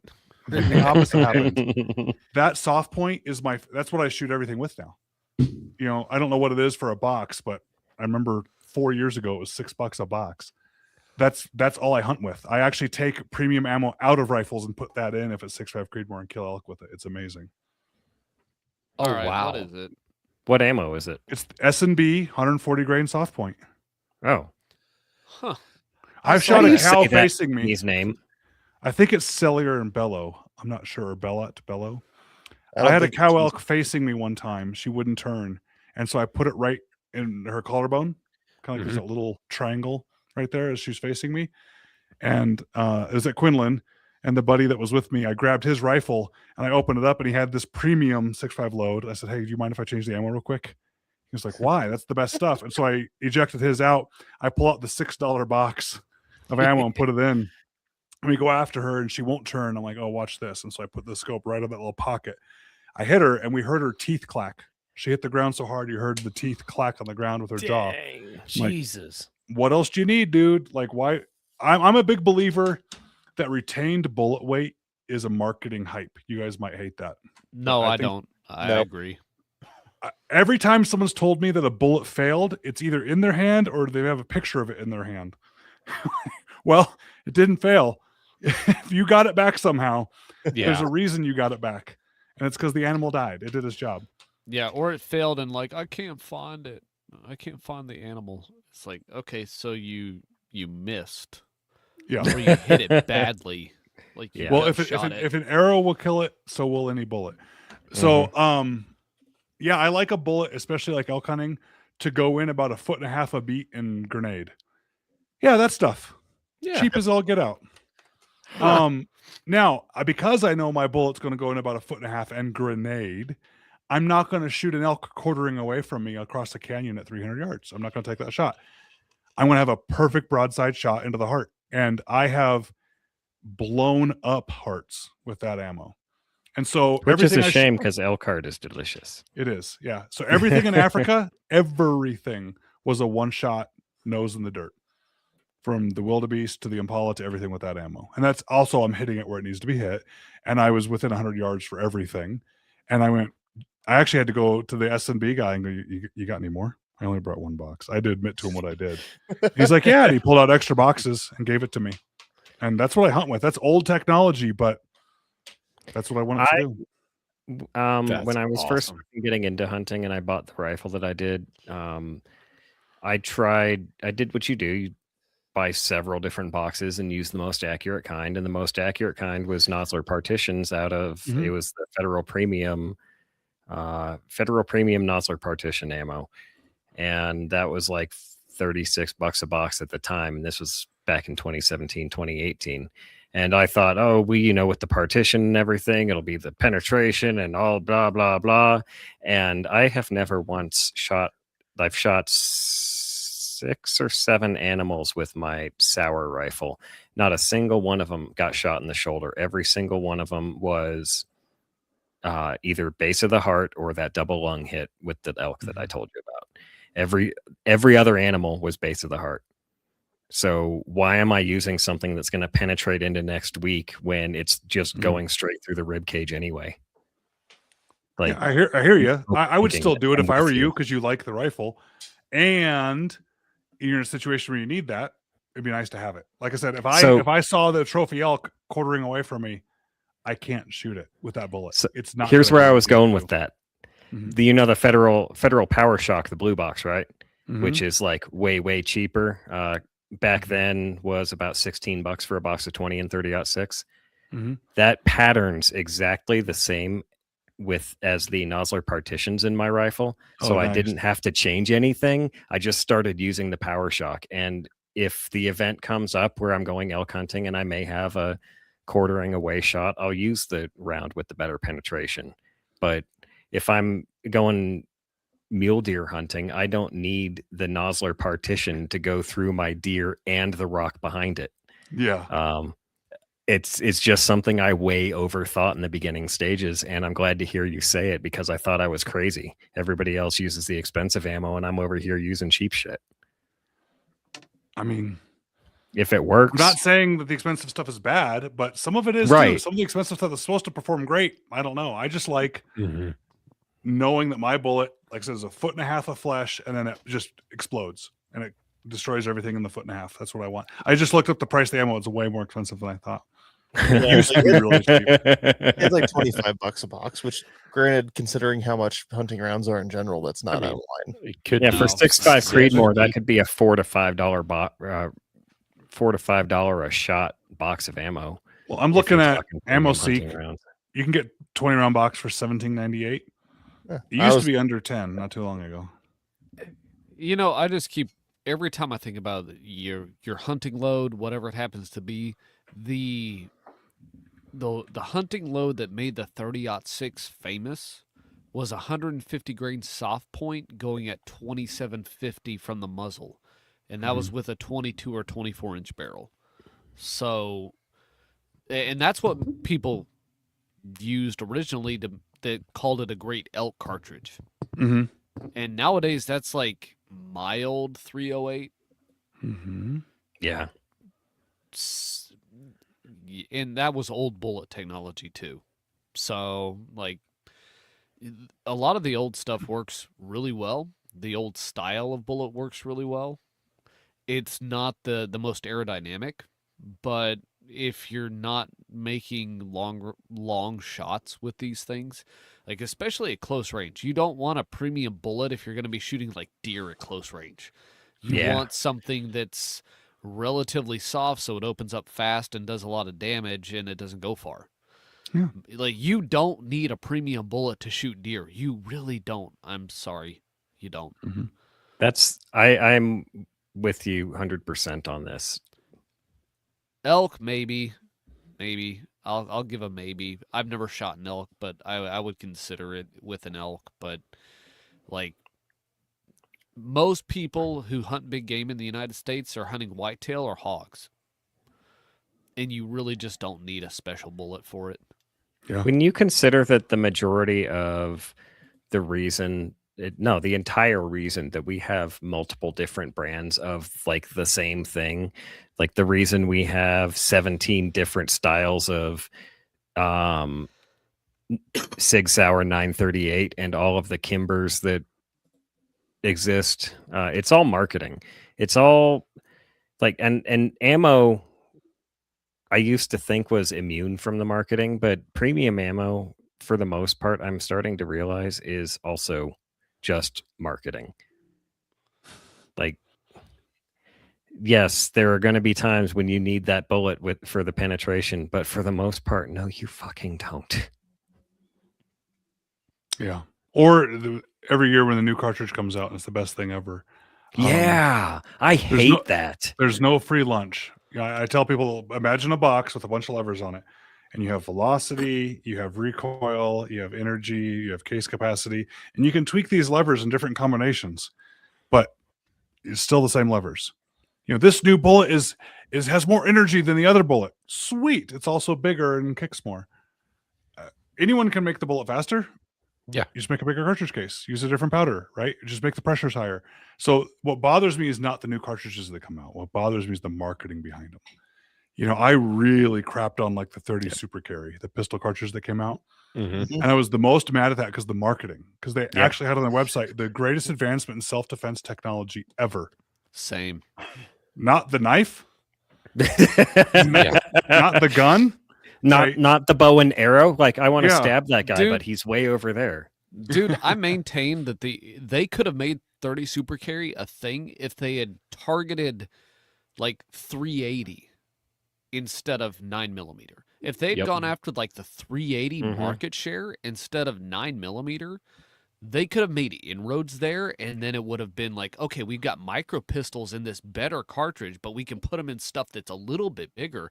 So then you would have had like a P365 with 21 or 22 rounds in it that recoils not at all, and that could have been something that, Maybe. like, yeah, that's really cool. But Did you see the pressures on that thing? it was kind of crazy. But then I started reading about like the bolt thrust and how it's proportional to like the actual surface area of the rear of the case, and that's why like the recoil is more similar to the 380 than it is to the 9mm. Kind That's of like fair. 22 has it's like the gross pressure versus the peak pressure. My problem is the And gun blowing up. That's a big No, I'm problem. agreeing with you, Vince. I'm just saying, Did the that ever pressures on that. happen? I mean, I don't know. Did anyone ever buy a 30 Super Carry? Well, No. Fair. That's fair. well, 22, What I know is like this- 22 long rifle runs at like what 44,000 psi, and it's like it's just because it's so small. There's not that much pressure. It just has a high. It's peak a tiny pressure. little hole. Right. So pressure is a function of the surface area, right? So, a cinder block sitting on your chest isn't much pressure. A cinder block sitting on top of a nail on your chest is a lot of pressure. Same weight, different surface area, right? Right. But my problem with it is the SAMI spec for 30 Super Carry. Not my problem. One of my problems with it is the SAMI specs for the pressure, which is what we need to, as an industry, adhere to make sure that the guns are safe to handle it. The pressure, I think it was 70,000. What I know is it is more. You guys know what a proof load is? Yep. Yep. Okay, so proof loads are extra high pressure loads to check to make sure that a gun is safe to shoot. It's more pressure than a 10mm auto proof load. Holy shit. I thought it was Wow. more. I don't think it was 70,000. I thought it was somewhere in the 40s. Let's see. You know I- what? I- We're on these magical devices, all of us. No, let's just make up numbers. It's more fun. Well, I did a Google pretty good ruined takedown of arguments. it. A 30 Super Carry review on Gun University. That's where I did the big one. We got everyone mad about it. I do the pressure on there, and I have the SAMI specs on there. I remember it was more than 10mm auto proof rounds. And I was like, hey guys, I know we all can like or dislike certain brands of guns, and I don't want to be an elitist when it comes to guns. I think every budget deserves the right to self-defense, and every gun, so I get all that. Oh, That fuck, it is. said, some of the guns that they're chambered it in, I don't feel like putting more than a 10mm proof load in. Yeah, so shooting 10 mil over and proof over. load is 48,000 to 50,000 psi, and this 30 Super Carry was 50 to 55,000. There you go. There you go. Well, So I made that Alrighty I made then. that comparison on Gun University, and I'm like, guys, a shield is a fine gun. I'm not taking a shield and just running nothing but 10mm proof loads through it on a regular basis at the range. well, all right. So that's fair. my concern with it. Yeah. But you have a point, Vince. It's pressure. What's the pressure mean? It's just a number. Maybe the pressure is high because it's so small of a diameter. I was like, what are you guys doing? It's kind of like some of these new cartridges that come out. They're like, our cartridge is amazing. It's super hot and faster. And that's what I mean by those levers in the box. There's no free lunch. If you're What going to do be you- the same size, you're going to move the same mass faster, then you have to have more pressure. What do you That's- think of that's what- 7 mil backcountry? Say again? What do you think of 7 mil backcountry? I don't want to hurt anyone's feelings. You're not gonna hurt mine. I'm not. I shot one once. I was like, sweet, that was cool. Moving on. don't I get shoot it. a 30-06 and these idiots call me a FUD all day because I You are don't a want FUD. to see. You're not going to hurt any feelings. Yeah, I don't get it. Now that one didn't bother me as much because the marketing wasn't hyped so bad. So I got people really upset on the Weatherby Fair. cartridge that came out too. The 25 RPM right before SHOT Show. Yep. It's the marketing that bothers me, not the round. And people come and say, "Don't you want more options? Don't you want more?" Yes, I want more options. Of course I do. If we thought that a 6.5 millimeter bullet going a certain speed was finished, we'd all have 260 Remingtons. We wouldn't have 6.5 Creedmoors. Mhm. So I'm glad people kept innovating and coming out with certain things. We find which one takes off. I don't know if it's going to be beta or VHS that's going to take off yet, right? You got to figure out which one's going to make Fair. it in the market. So more options is great. Just stop marketing it as it's the best new thing ever and you have to have it. Instead, market it as, hey, I know you all have this cartridge and that cartridge, but some of y'all would like more velocity out of a long action. Here's our offering. I would look at that and go, wow, that's really cool. You know, like Mhm. I normally avoid all new cartridges. 300 PRC came out. I fell in love with it immediately. It's like, That's a that pretty makes cool a lot of cartridge. sense. It makes Mhm. a lot of sense to me. It took me a long time to adopt 6.5 Creedmoor. Heck, my first book, I don't recommend 6.5 Creedmoor at all. I recommend 308. I need to go update it. And now all I shoot is 6.5 Creedmoor. So I'm not mad at new offerings. I'm glad they keep trying. But when we're in times of ammo shortages, which I don't think we really are now, I think we have a fake ammo shortage right now. I think people are just making the market go crazy. But when there really are times, we had years where companies can't make enough 9mm. I don't need you making 30 super carry. Every machine that's pumping out 30 super carry is a machine that's not pumping out 9mm. Yeah. You know, you guys know what's going on with Olin right now? Winchester? No. Lake City's like, it's been at least a few days. They're on strike. Oh shit. Oh. Oh, really? That's Dang. scary. Guys, that's Lake City. That's the No. government's ammo plant. Yeah. You know, Daddy Trump gets word of that. What happens when he calls him up and says, figure out the way to solve this or I'm going to step in and solve it? You know, it's ammo. I don't know. I just make ammo, make new cartridges, bring us neat stuff, but let's focus on what matters. Let's not overhype things and say it's the greatest advancement ever. Let's throw it up there as an option.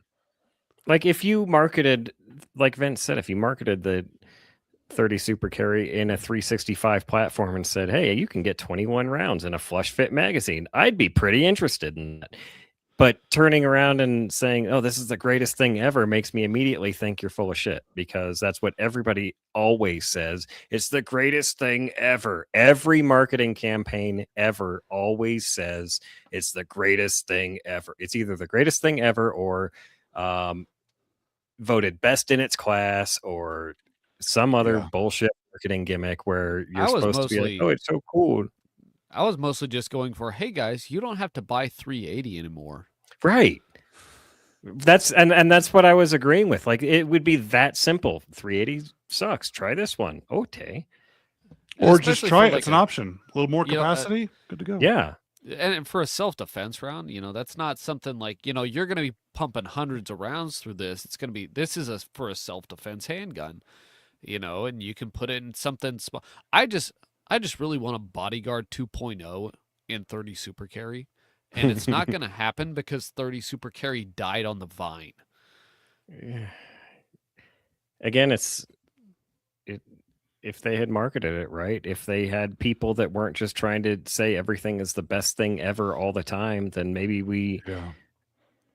And we're see, they were shooting trying ourselves to- in the foot, no pun intended. They were trying to knock off the 9mm, so they went with 100 and 115 grain loads, and they should have gone with like 85 or 90 because you'd have had like a 85 grain bullet going 1,300 feet per second, and that would have looked really nice on paper at least. So It'd be like a 32 H&R Magnum out of a semi-auto. so you're a shooter, Vince. On But what occasion. about the people that aren't? I try to look at it as what about the person that's just getting into guns? And the 30 super carry, I think, is a path that they're going to get led astray on. It's just one example. They go into the gun shop, they don't know any better. They're being told certain things. They're like, well, this one has more capacity and the recoil is a little less and yada, yada, yada. And they spend their hard-earned money on their one handgun that they can afford. And they get it in 30 super carry. And now, because people hyped it up so much, they can't find ammo for it. Or now they're not going to go get the training they should go get because whatever they could have afforded for training ammo and 9mm, 30 Super Carry is going to be more expensive. And that's what bothers me about it. Is someone like you though, like, okay, the 32 H&R mag, I sit here and talk about how I don't like obscure rounds. I have a 32 H&R mag, one of those ultimate carries, and I carry it because I'm going to buy one box of the ammo, and that's all the ammo I'm going to buy for life. I'm not going to go train with it. I know how to shoot a revolver. It's going to work fine Heritage for me. released a 32 H&R mag revolver. They upsized their Oh, that's funny. their steel revolver series. And So I mean, they I'm a now bit of have a 32 hypocrite H&R there. mag. When normally I'm like, I want a bunch of 9mm, a bunch of 5.56, a bunch of 6.5 Creedmoor, and no other calibers. But I have some extra ones. I look at that person and I say, that's one of the reasons I don't own Gun University anymore. I just sold it earlier this year. But one of the reasons I started Gun University was you couldn't find good information for the new shooter. And the example I always gave is the Taurus Judge. So when people ask me why I was doing Gun University, I said, pull out your phone and Google Taurus Judge concealed carry review or Taurus Judge home defense. Oh. And at least the first 2 pages of Google results all said that it was the best gun ever for home defense. Because that's what all the shills say. It's the best, it's the best, it's the best. And so I would say that. I say, now imagine a single mom goes into a gun shop and says, I need a gun for home defense. And she found this online. She's going to be led astray. And so that's part of my problem with the 30 Super Carry stuff or things like that is, no, you need a 9mm because 9mm is cheap and plentiful and you can afford it and you can train with it. And maybe when you get to Vince level of shooting, that now you can get obscure. So I'm living in an alternate universe though, where they did 30 Super Carry right, and they made enough of it that it was plentiful and cheap, and it wasn't a problem. But it is now. That's my problem. Is they buy it. Yeah. No, you're right. Yeah. I'm not going to tell anyone now that they need a 30 Super Carry. I'm going to complain that 30 Super Carry isn't a bigger thing. That's where I'm at with it. Yeah. I had a bunch of first-time gun owners come in when I used to work at Cabela's a million years ago, and I don't claim myself as the expert at selling guns. I'm absolutely not. I did it for 4 months. Ooh.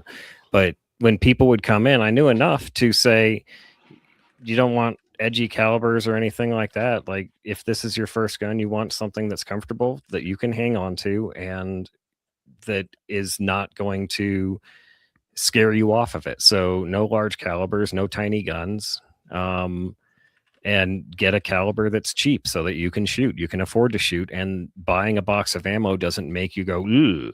And most of the time people listened because, number one, honestly, customers are going to listen to you anyway, because whether you know what you're talking about or not, to the customer, you do know what you're talking about. And Ryan, you're right. That's where so many people will lead new gun owners astray, or the internet will lead new gun owners astray, and they'll go in and say, I want a Taurus Judge.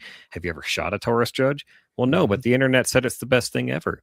Have you ever shot buckshot out of a Taurus Judge? Well, no, the internet said it's the best thing ever. Okay, if you're standing 3 feet away from me, I actually had this conversation with 1 or 2 customers in Cabela's when they wanted to buy a Taurus Judge for that same reason, for home defense. And I said, have you ever shot one? No. Okay, you're standing me to you 3 feet. I point it directly at your face and shoot at you with buckshot. There is a decent chance not a single one of those pellets hits your face.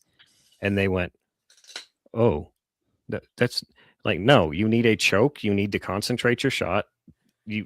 A dual purpose gun it's again a marketing gimmick, but at the same time, it's really cool for, shooting snakes, I suppose. But well, if they made a smoothbore one, like an actual smoothbore, right, that would interest me more for like snakes than It'd be illegal. Well, no, if you got the that's SP, fair. Yeah, if you did the NFA paperwork, you could do it. well, it's $0 now, so you could actually. Yeah, now you're right. It makes more sense now. Like, it could be an actual thing. I could spend $400 and have a useful snake charmer. They had a 28 gauge they came out with, right? Oh, I want it. Oh, good lord. It was at SHOT Show. They came out with it at SHOT Show. Oh, It was like the Raging Judge or something like that. It was the big Judge. It Yeah, was I mean, 28. It was a stretched big cylinder, and it had 5 shots of 28 gauge. and they had it at SHOT Show, and it was sitting there on the counter. And I remember walking by. This is when I was still at Remington, and we're walking by and looking at it and going, "Super cool. How is this legal? How are you getting it in the country?" And they go, "What do you mean? How is it getting in the country?" And I don't know if it was that day or later. ATF came by and said, "Hey, we got to talk." It lasted a day. Oh man, But all they had to do was rifle it. If they would have put rifling in the barrel, it would have been fine. Mhm. I want the smooth bore with a full choke. I would shoot dove with that. That'd be so I would too. awesome. I've shot a game of skeet with it, a round of skeet for fun. Oh, It's a hoot. But anyway, so that's the example of the gun university thing is no, not every product is the greatest. Not every product is good for every purpose. And I wanted to make something where I could say some guns are bad. And I made a lot of Mhm. people in the industry mad. You know, the first year or so I had that website and that company going, I got every product. I got every new product before it was announced. People were begging to have it on there. After about a year, and they figured out that I would actually say some things were bad, I got blacklisted pretty quick. People don't like people that speak Nice. the truth, or at least So- the perception of the truth. Ryan, Vince is going to have some questions for you, but I have one question that I want to ask. Say a guy wanted to come out for a Western hunt, 300 yards max shot. They got a $1,200 budget for rifle and optic. What would you do? Well, you guys know already I'm way out of touch on what things cost, apparently, which tells Fair. you when the last time I've bought my own ammo or rifles has been. I think You guys are going to before have to help me on the show- price. Yeah, go ahead, Dave. I think before the show, you told us to go buy 2 Glocks and then report to a bank Yeah. and acquire más dinero. But so, like, Sam, what's your It's Bergara? hard with the rifle and the scope. I would say, yeah, Bergara or Tika. My favorites are Tikas. I cannot get over Tikas. I love them.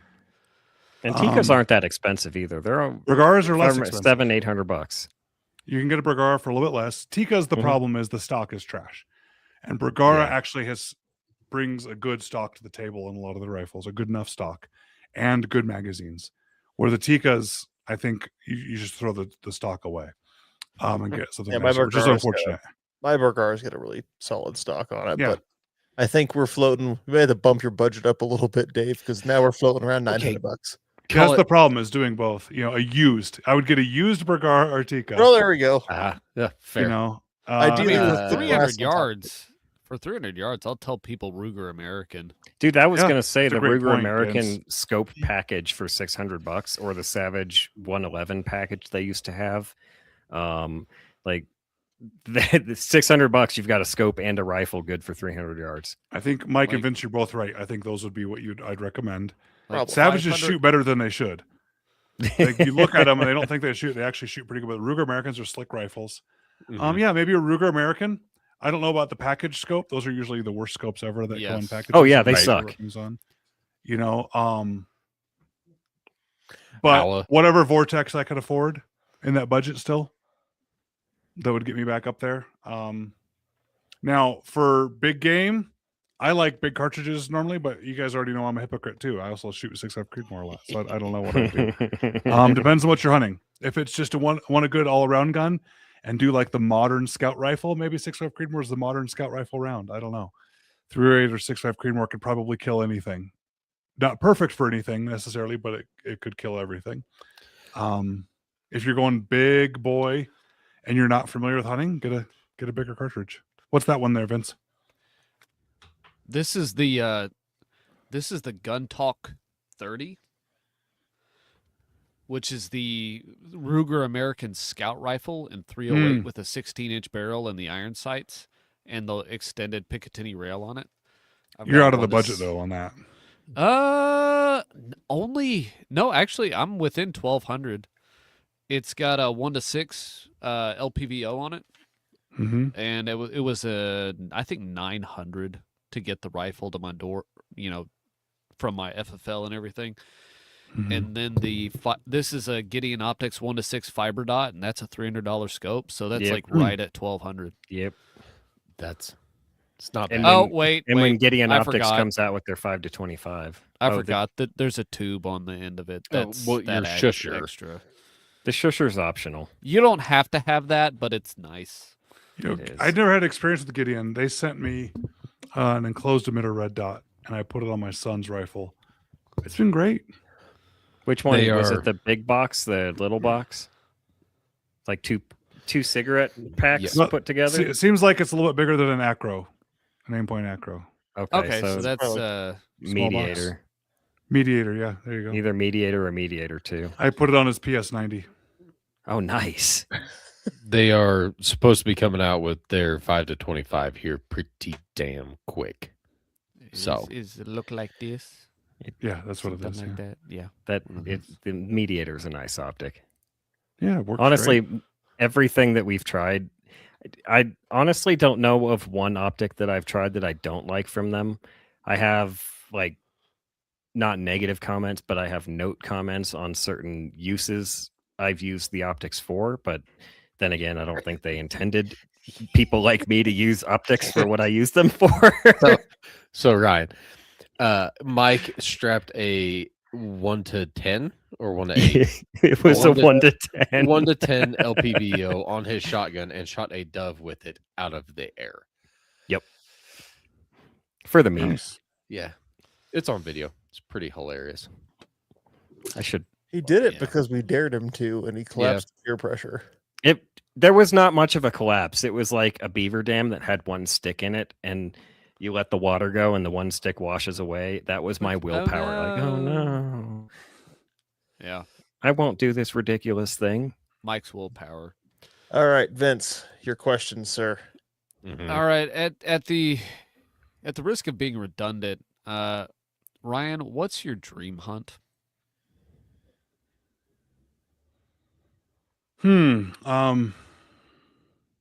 Probably goat or sheep hunting in Alaska. Ooh. Oof. Mhm. Tell me more. What about that? Like have you hunted in Alaska before? No, I think what appeals to me is what I think the suck factor would be, how hard it would be. That's fair. Ah, That'd be a good one. You know, other than that, I can't beat elk hunting. Northern Arizona, northern New Mexico elk hunting is just my favorite. If I don't get drawn, which I didn't get drawn this year, because now that Quinlan's shut down, I got to go do that whole draw a tag thing. With the pores. Yeah, I don't care if I don't get drawn. I enjoy the hunt so much. I'd go with any friends or family that would go and just get out there just to find the elk and hear them Mhm. bugle. But you guys know my thoughts on the Czech Republic hunting too. It was beautiful there and good to go. Yeah. But I think there's so much hunting we have here in America. You don't need to travel internationally for it. I like turkey hunting is fun. Archery elk hunting is fun. It's that mountain goat or sheep hunting in Alaska. It's all those have in common that it's so much more of the art and the process and what you're putting into it than it is to going out and just harvesting an animal. It's the fly fishing to me of hunting. I like that. The fly fishing Yeah. and hunting. You'd probably so we've had Kyle, the owner of Rifle Speed, on a couple times. Rifle Speed gas blocks. And he is a big time elk archery hunter, and he's Oh yeah. actually got a website where he kind of lays out if you're gonna go out and do a western elk hunt, like what you need to know, and it's pretty succinct. That's cool. Yeah, it's the best. Hearing them bugle, understanding the patterns, behaviors. You're just learning. Like, wait a minute, this elk was in the herd last month. Why is he not in the herd now? Oh, because these ones pushed him out. Just watching the Mhm. dynamics of them, it's really kind of cool. You know, watching all the small bulls get friend zoned by the girls. Ouch. You know, that's the best way I heard to describe it. Is the small, like the spikes and the small boys, they hang out with the females all year because they're friend zoned. But when mating season time comes, the big bull comes in there and kicks the boys out. And then the boys stay as the satellite bulls now, and they stay around the edge of the hunt. You know, they stay close enough to the herd to see it, but not so close they get beat up by the big mean boyfriend. And then when the mating season's over, the big mean boyfriend leaves, and the friend zoned bulls come back in. He's so mean to you. He's such a jerk. I told you I'd always be here. Yeah, Bulls of our lives. yeah. And then you see the big bulls all by themselves all year because they just are cranky and don't want anyone around them. I love it. I know it's I get neat. those. I'm with them. Do you do any waterfowl hunting? No, I've never been duck hunting, never been goose hunting. Never done That's a any of lot that. of fun. The I've heard it's more. So I think from what I'm looking at for hunting, it sounds like might be the opposite. My understanding is it's a lot of drinking and smoking and laughing and listening to music and watching funny reels on Instagram, and then everyone shut up, here they come, and then you flip the covers open and you all blast. Is that true? I mean, that's I- not how I duck hunt. That's how some people duck hunt, but I Okay. normally am out duck hunting by myself, and I'm perfectly content just staring at the sky, watching nothing happen, waiting for Mm. something to happen. Because I like birds. I like airplanes a whole lot, and likening how ducks fly into my spread of decoys. Like in the military, you know how military jets they'll come in over the runway at about 1,000 feet, and then if they're in formation, they'll peel off one by one, wrap around, and then land. Last year, I watched ducks do that as they were coming into my decoys, and it was one of the coolest things to recognize that behavior.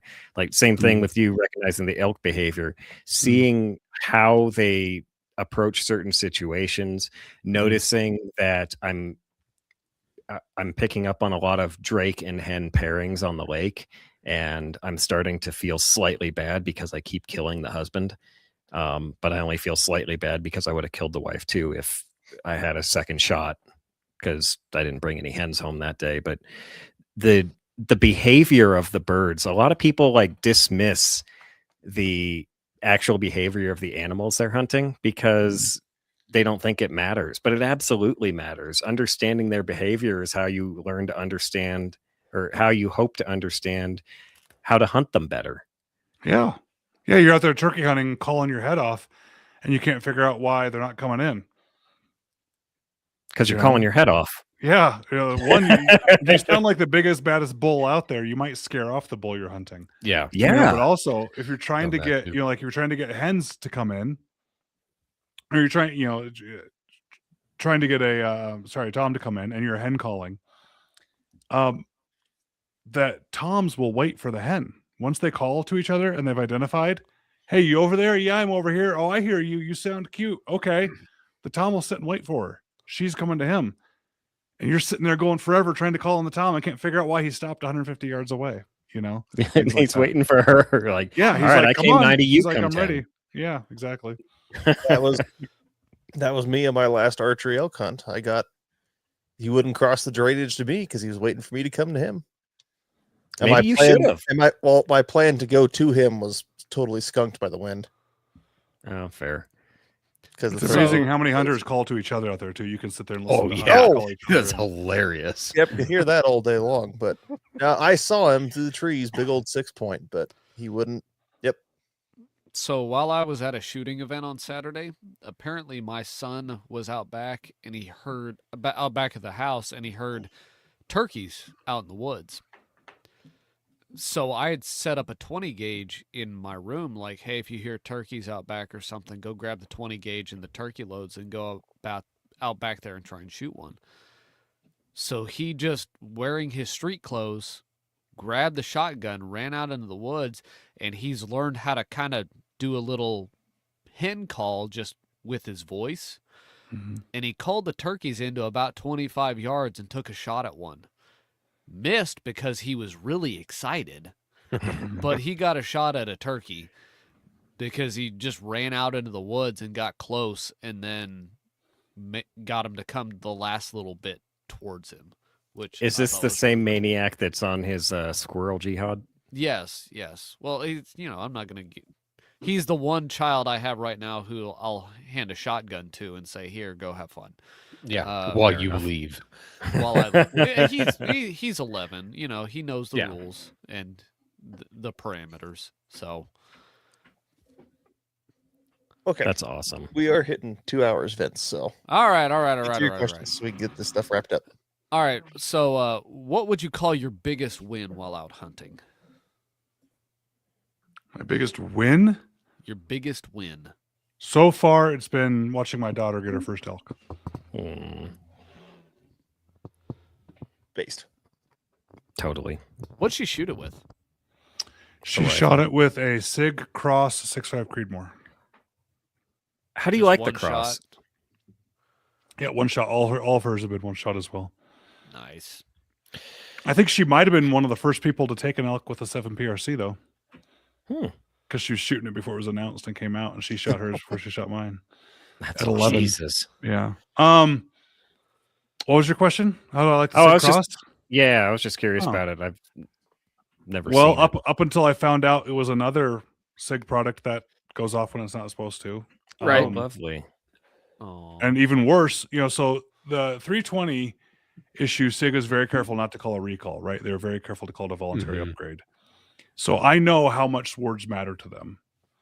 When the Sig Cross problem came to light, the message that went out was immediate safety recall, danger. Damn. They said if you have one loaded in your closet to go unload it immediately. Like it can't even sit there loaded.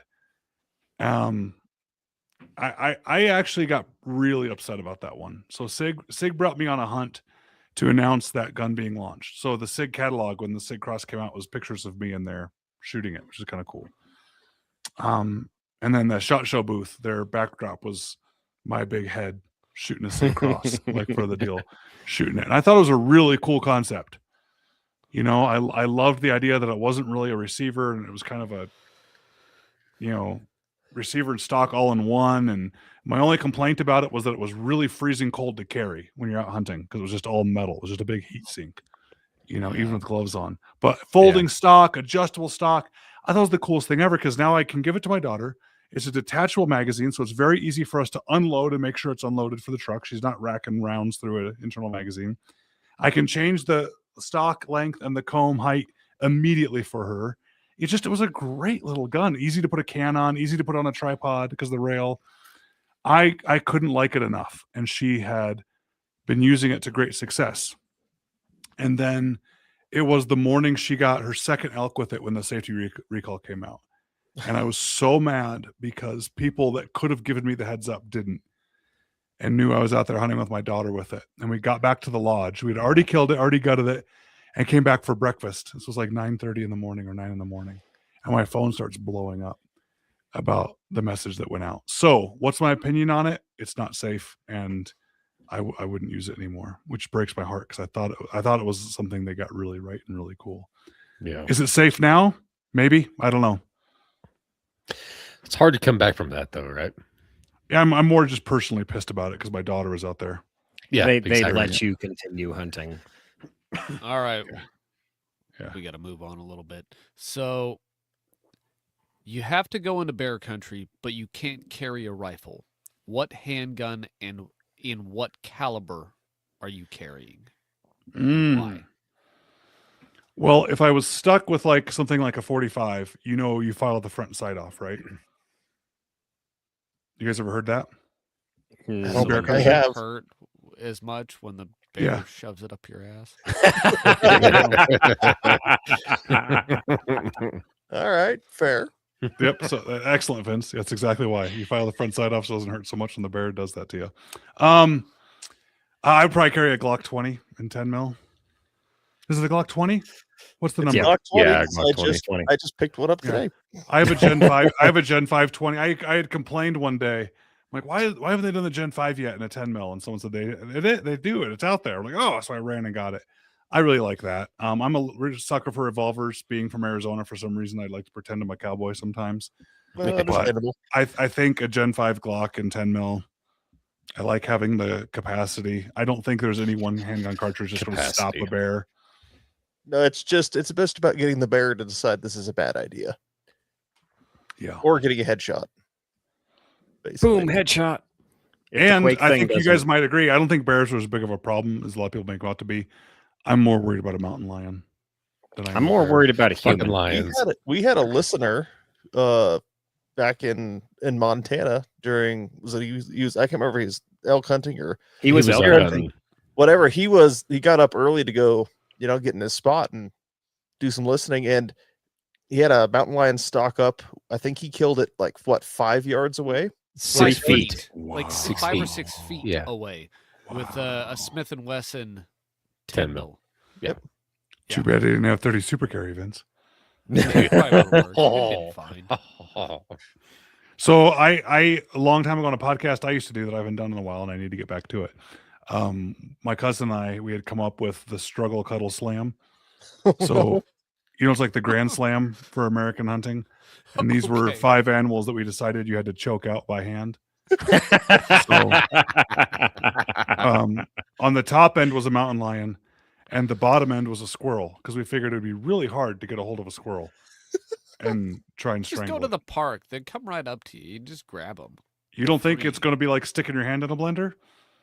Not if you grab it around the back of neck. head. It's like grabbing Okay. a snake by the head. Just right, don't. well, Okay, the trick you is guys- don't quit you guys- moving your arm. Just keep going like this, and it can Get to it, guys, and let us You know guys how can start it goes. off. Right. Yeah, get to it. You're already one of the 5 struggle cuddle slam down. Yeah, the small one. Okay, Mike. What are the other Struggle three? cuddle Like, is such a military way to put it. Mike, look, you I'm said just thinking about snake. is one of them raccoon? No, I actually forget what they were. Raccoon would be awful. What about the No. snake, Dave? I would rather a raccoon than a badger. Yeah, that'd be bad too. But anyway, Mike, about your snake, there's a big difference of grabbing a snake by the head if it's a bull snake or a rattlesnake. I mean, that's Yeah. fair. Yeah. I mean, done it to plenty of bull snakes. The rattlesnakes can get fucked. Python. They- No, you grab a rattlesnake by the head with a shovel. I swear some of these bull snakes out here can classify as pythons, just prairie pythons. You gotta go to the Everglades. Go find you a python. Like Yeah, struggle Dusky. cuddle that one. All right, Dude, Vince. that would be the ultimate flex to out struggle cuddle a struggle cuddle expert. Yeah. You get to that, Mike. Let us know how it goes. All right. You know how it'll go. All right. Finish the all right, questions. all right. Last but not least, if you could hunt one dinosaur, what would it be and what would you hunt it with? It's got to be a T-Rex. And I Okay. do it with like 6'5" Swedes, so I could be like Karamojo Bell. This guy's a pimp. Bell used the 6.5 by 5.4 Mannlicher Schonauer. More than that, though, didn't he? He used more cartridges than just one, He didn't did, but he killed about 300 elephant with that. But his favorite was the 7mm Mauser. He killed about 700 elephant. Give with or that take. one. I bring up 6'5" because when everyone tells me, oh, 6'5" Creedmoor's too weak, 6'5" is too small for hunting. I'm like, I mean, the 6'5" Swedes have bullet used has that- killed more. Yeah, the Swedes have used that for a long time for their European elk or European moose, which they call elg. But Oh, Ryan, if you want a Hmm. good time, you should go to Australia to shoot camels. That could be on your bucket list. His that eyebrow went to the ceiling. I don't want to shoot camels in Australia. All right, so Say what Australia now? has a serious camel infestation problem. If you're familiar with the Great Emu War of Australia from like 100 years ago, they lost that war. That was when Australia went to war with emus and lost. They're doing the same thing currently to camels. The camels are basically like overrunning the homesteads they have out in the middle of nowhere, and they break Okay. the fences. They drink all the water. They bogart all the resources away from the cattle and the goats and everything. And so Australia has basically a law in place where ranchers and farmhands must go out, and if they see camels, they're kill on sight. Like One there's no point- permit or anything, just kill them. 1.3 million feral camels. If you are on YouTube and you are bored, look up Jack Out the Back. Good He dude. basically I'm makes not it. falling for that one. No, dude. I shit you not. It's in awesome. in this case, in this case, he's not shitting you. Jack Out the Back, basically, he's a political activist and pro-gun activist in Western Australia. He's also he either owns the ranch or he's a ranch hand on the ranch, and he makes GoPro videos of himself going around and Call of Duty style murking all of these camels. There's one where he just walks up to it and goes, "Whip," and pops it in the head.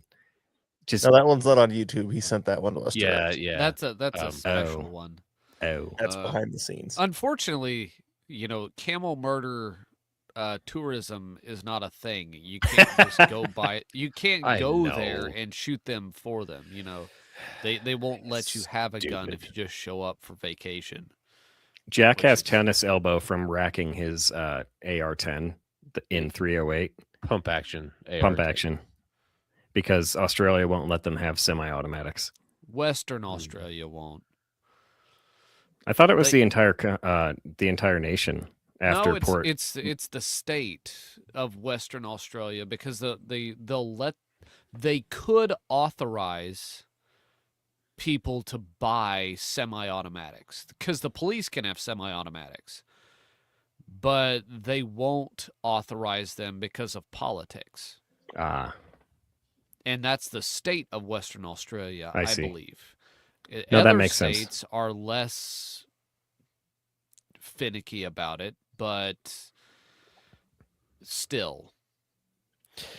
So, To be like fair. other states in Australia might be a little more open to him defending his land from the cattle with semi-automatics, but Western Australia is like All right, California. All right. close enough. Yeah. We don't need to go into this right now. No, I was asking if that's what he's saying. Yeah, but Okay. we don't live in Yeah. Lord. Australia. Look him up. He's cool. It's very cool. Okay. Ryan, where can we find you real quick? Easiest place is probably ryancollector.com. I have all sorts of businesses and products. I Rocket FFL. I as online courses to help people get their FFLs. I have FFL Safe. That's a free A&D bound book software I made for all FFLs. Probably a horrible business decision, but really fun to do. Books. You can find my books. I'm sure you guys in the show notes have a link, so support the show. And Yep. if you guys are looking for either the long range shooting handbook or the new one, the advanced long range shooting, we even get into that. That's using gun number for wind speed and all sorts of cool stuff. But my main website, ryancollector.com, will point you in all the right directions. Perfect. Sweet. Perfect.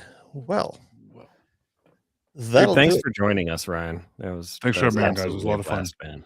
Yeah, he's gonna get out of here and be like, "Holy crap! Block." I've done the We Like Shootings podcast. This is great. Yeah. This is mild. Yeah.